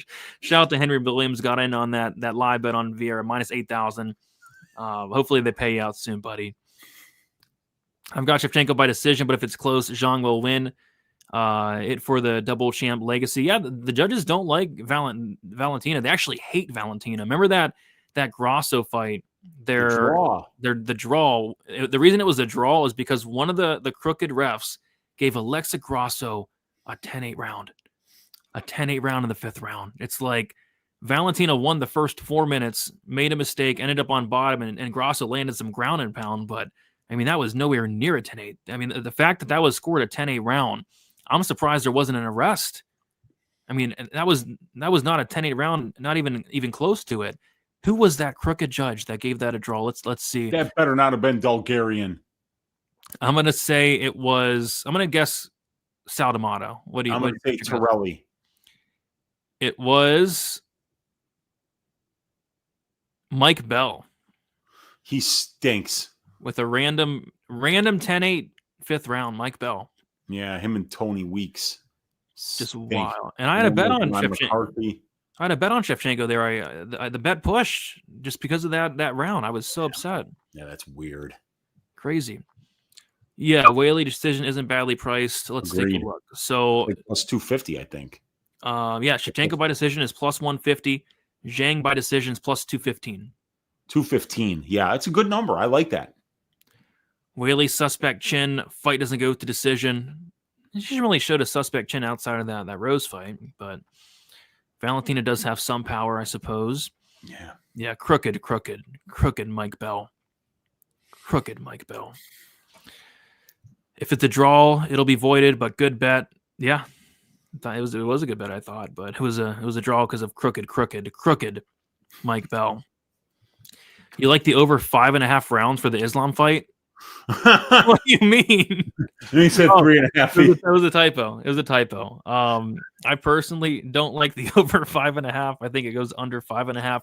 3.5, it's debatable. But we'll talk about that right now. Before we talk about it, though, if you guys have not already, be sure to smash the like button. We have 112 likes. Appreciate you guys. We always like to get over that 100 like mark, and we did so. But let's see if we can keep getting those likes going up. Subscribe to the channel if you have not already. We go live every Monday now, 10:15 Eastern time. We have a good crowd tonight, 550 people watching between YouTube and X. Appreciate all you guys. And now it's time to talk about the main event. All right. We got Jack Della Maddalena going against Islam Makhachev for the welterweight championship. Jack Della Maddalena, 29 years old, 5'11" with a 73-inch reach. Islam Makhachev, 34 years old, 5'10" with a 70-inch reach. We got Jack Della, 5 years younger, 1-inch height advantage and a 3-inch reach advantage. Jack Della Maddalena, 5-0 in his last 5 fights. Submission win against Randy Brown. Decision win against Basil Hafez. Decision win against Kevin Holland. Knockout win against Gilbert Burns. And then a decision win against Bilal Muhammad. As far as Islam Makhachev, 5-0 in his last 5 fights. Submission win against Charles Oliveira. Decision win against Alexander Volkanovski. Knockout win against Alexander Volkanovski. Submission win against Dustin Poirier. and then a submission win against Renato Moicano. So, yeah, I mean, somebody mentioned in the chat earlier, am I going to lose money on JDM again? No, I'm not. But the reason I did bet on Bilal in that matchup, because you look at Jack Della Maddalena, and I've always been I've made so much money on Jack Della Maddalena in the UFC. It's insane. I was cashing on his knockout props, his inside the distance props, the unders, and fight after fight after fight. But yeah, I bet on Bilal there. And Bilal did come out on Fight Week and say he's going to test his Canelo hands. And there were rumblings in the background that Bilal was going to strike, and I ignored it. And it ended up being true. Bilal didn't really try to wrestle till like the 4th round. But the reason I bet Bilal is because I was looking at Jack Della, and I just can't get the Basil Hafez fight out of my head. You know, Basil Hafez, he took that fight on short notice, and he took down Jack Della Maddalena multiple times, controlled him multiple times, got into multiple dominant positions. Jack Della, made so many mistakes on the ground, was jumping guillotine, got his, mounted at one point, was not a great look. The Ramazan Ameev fight back in the day, very, very close submission locked in against Ameev. Against Angelusa, very, very close submission locked in. I believe it was the 2nd round against Angelusa. So, and even like below, Gilbert Burns took him down 7 times, the ghost of Gilbert Burns. And I thought, yeah, I mean, Bilal Muhammad's one of the best wrestlers in the division. Bilal should be able to take him down. And no, he didn't really try to the 4th round. But yeah, I mean, I'm just seeing Jack make a ton of mistakes on the ground, giving up bad positions, getting put into submissions. And credit to him, he's getting out of a lot of these spots. But if you get put in a head and arm choke against Islam, if you get put into a Darce against Islam, I'm not fully convinced he's going to get out of that. So I think Jack's going to need to keep this fight standing. And yeah, if he does, he has incredible hands, incredible power. Maybe he is able to get, Islam out of there, but it's hard for me to see Makhachev not being able to get takedowns here. So I personally kind of think the line isn't wide enough. Islam's minus 250, Jack Della's plus 210.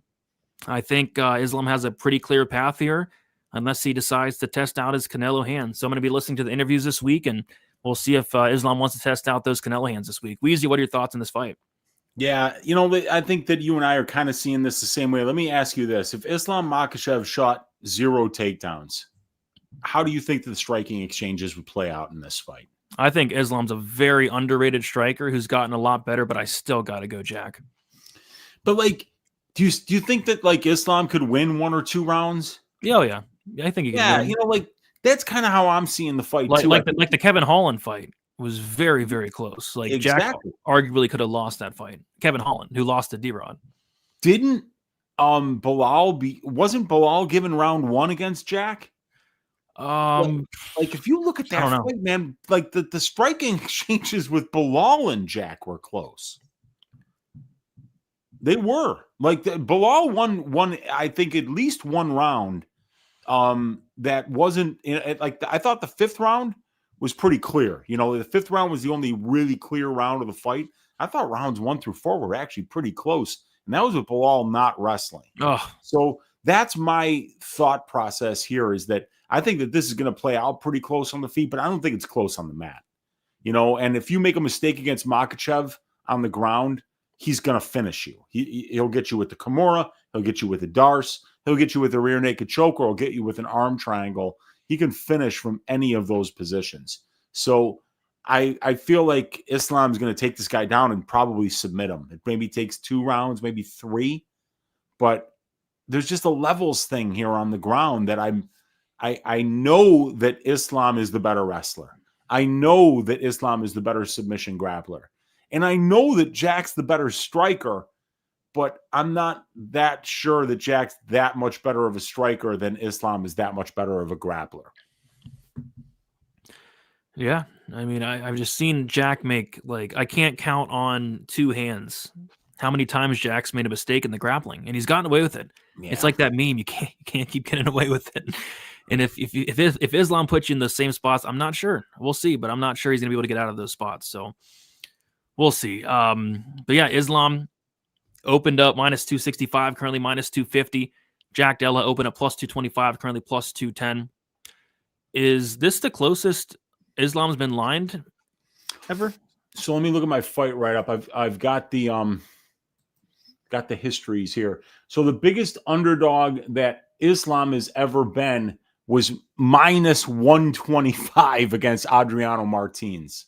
So he's actually had a couple fights early in his career where he was priced close to even. But for his recent fights, Makhachev was minus 1,500 against Moicano. He was minus 660 against Dustin Poirier. He was minus 250 in the rematch against Volk. He was minus 350 in the first fight against Volk. And he was minus 190 when he challenged for the championship against Charles Oliveira. Okay. I'm going to go off main events. Islam gets a choke and somehow pokes Madeleine's eye. Hopefully there's no eye pokes. Parlay DN liking the over 3.5. Yeah, the over 3.5 is sitting around like minus 135, something like that. Plus 105 to the under. We got smoking hot cards saying, yo, Brady, you and Uncle Weezy always be making me laugh. Let's get after this weekend. Been watching you guys since 2020. Appreciate you smoking hot cards. Thank you for stopping by. Eye poke. Hopefully not. Hopefully there's no eye pokes. I like the training partners JDM has around him along with Volk. The Hafez fight was after 2 weight cuts back to back, but yes, Islam all day. I mean, there's no excuse. You know, I thought he might have lost to Basil Hafez. I mean, just not the best look. And yeah, Islam's minus 250. Every time I've been into the gym, JDM has always been there with Volk and Craig pretty much daily. Just some info. Yeah, train with good guys. Craig, as in Paul Craig? No, Craig Jones. Okay, good. That's what I thought. Yeah. Yeah, I mean, obviously Volkanovski is a great training partner, especially considering Islam fought Volk twice. No, the Bears don't. I mean, the Bears are 6. How dare you? Which by the way, I can't believe they're actually 6-3. That's crazy, but that's good. You got a good coach now. That is where it all starts. You get the right people in the right places. You learn how to run that ball. You have a little bit of accountability.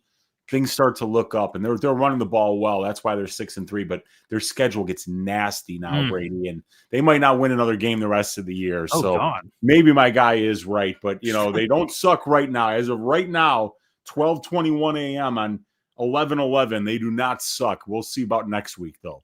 I would say at least they're not the Jets, but the Jets just beat my Browns somehow. Yeah, didn't they get like 2 defensive touchdowns too, or 2 special teams touchdowns? Yeah, they had like a kick return or like a punt return. It was crazy. Yeah. So Islam inside the distance is plus 150, and Islam by decision is plus 190 there. I lean ITD. Jack's never lost a decision, but his finished losses were a long time ago, to be fair. He started off his career 0-2, dude. Yeah, which is and then he's rattled off 18 consecutive wins. It's crazy. Wild. Islam easily outstruck Poirier. Yeah, he's a good striker. Definitely a good striker. You watched the fight, buddy, talking about what fight? Don't know. I think talking about the Poirier fight. I don't know. Let's see. Islam's subline is plus 200, I think. Yeah, inside the distance 150, sub 200. Yep. Brother, Australia doesn't have wrestling. Sorry I'm late, but why is everybody hating on Chris Padilla? Why is everybody hating? Nobody's hating on Chris Padilla. Nobody is. I think people are just a little bit pissed off that Dana fucked him out of the bonus because he asked for it. Him and Medic, and it sucks because I mean, like, fucking Dana's always out there running his mouth about how he wants finishes. How does Earls Medic win fights? Finish all of 100%. 100% finish rate. He's never gotten a bonus. Padilla goes out there and wins as an underdog in 4 consecutive fights and doesn't get a bonus in any of them. It's a shame. It's a shame, and there's debate starting to go out online. Like, should the UFC give just an automatic bonus for a finish? And I say yes. And imagine that if you finish the fight, you get a $50,000 bonus. Imagine how much greater, like, fighters would try. Yeah. If they got $50K guaranteed.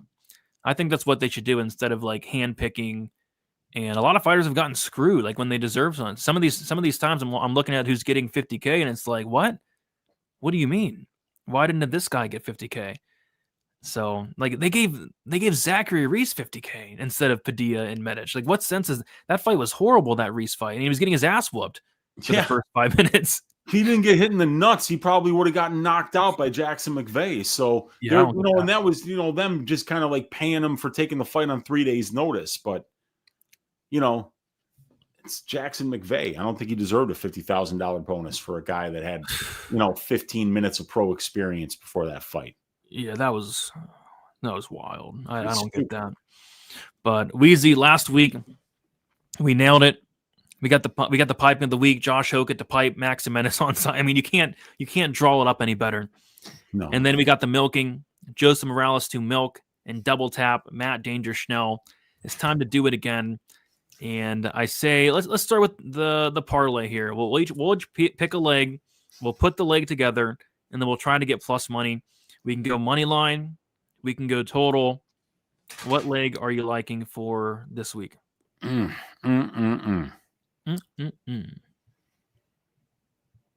What's not terrible is an over 2.5 rounds for Rodolfo Vieira versus Bo Nickal. It's not bad.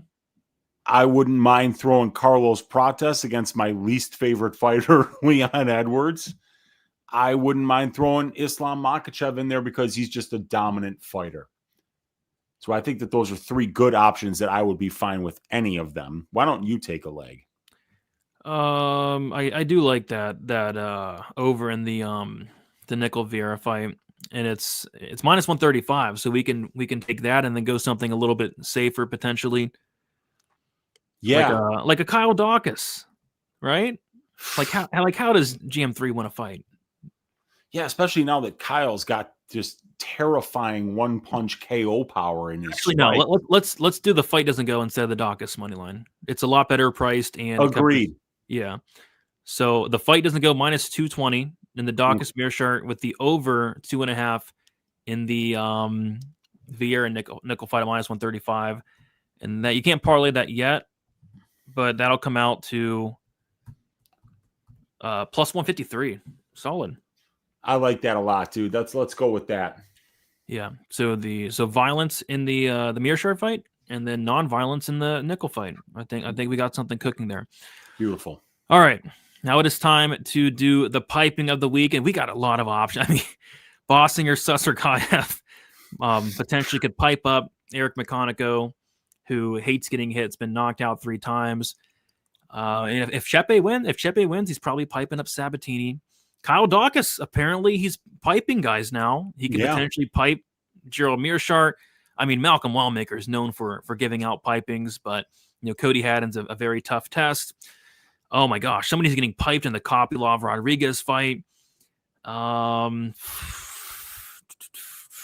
I think it's probably between Tsarukyan or Docus. Yeah. They're both phenomenal options. I would rather do Docus just because he's a better money line at minus 350 than the 800 we're seeing on Tsarukyan. Yeah, we could do Docus. He said he's knocking him out. I don't want to call Kyle Docus a liar on here when we come back. Talk about fixing fights. Well, he's fixing a knock Mirart's block off is what he says. Great. I mean, we got to go with him after a tweet like that. I think so. I agree. I like that. So, all right. There you go. And Mirart probably should have took a couple more months. And this guy just fought and got his ass whooped like 2 months ago. I don't know what he's doing. Yeah. And I mean, I think Carlos is going to pipe Leon Edwards. Yeah, that's another good one. Yeah. It's another good one. But I think we're good with the Docus one. He's a murderous power puncher now.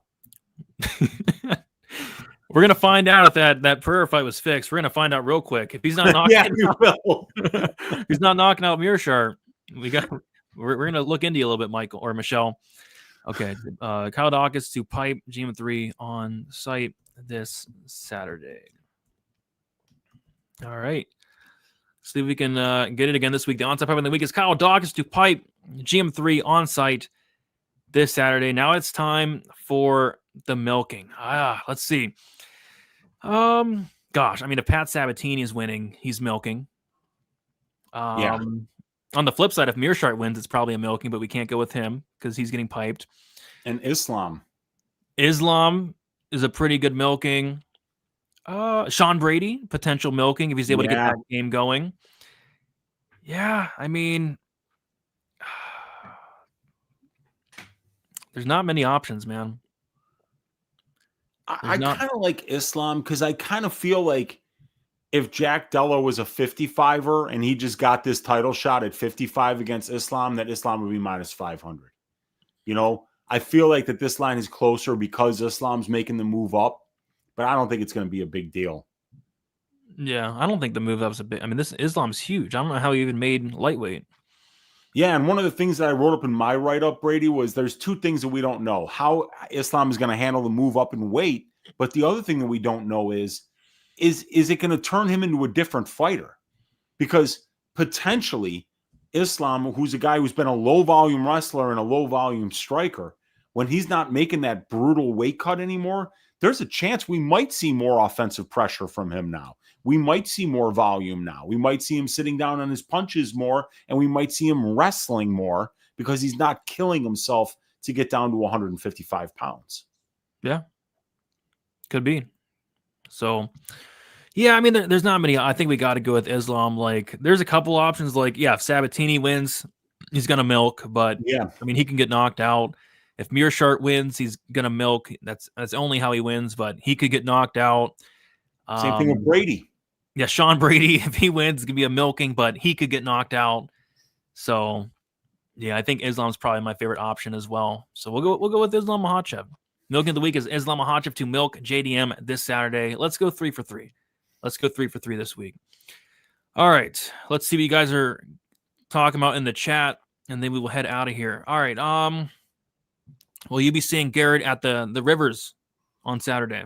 Probably not. I know that my friends that are in that part of town, one of them's definitely out of town this week. So I think I'm going to be watching from home, but you never know. You never know where you'll find your Uncle Weezy. Well, if you're in that Rivers Casino and it's a UFC fight night, you're going to find him at the sports book screaming at the TVs. I got a cycle for y'all. Wellmaker KO. Okay. Klein decision. Okay. And then Islam sub. Okay. I like it. All three make sense to me. Yeah, all three make good numbers. I'm sure that's probably a good 3-legger. Yeah, and I'm pissed, dude. I actually put a cycle together last week. I was messing around with it, and in that cycle, I had Morales by submission. Mm-hmm. Check. Hoke it by knockout. Check. And then Gomez fight goes the distance. Check. Oh, okay. But it only came out to like plus 500. I didn't bet it, but I was looking at it. I should have did just Gomes by decision. It might have been close to plus 1,000. Nice, but didn't ended up betting it because parlays are just cursed for me. If I did bet it, it wouldn't have hit anyway. But yeah, those cycles could be interesting.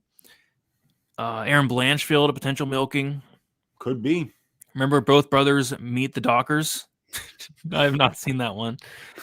Docus went from a milker to a piper. Hey, yes, he did. Change it up, man. He's piped his last 2 opponents. So let's see if he does it 3 times in a row. And this is kind of the opponent to do that. Tsarukyan might be a milker in the UFC. He definitely milked what's his face last time. Tsarukyan milking if the fight is still going on. As far as I'm concerned, it's still going on.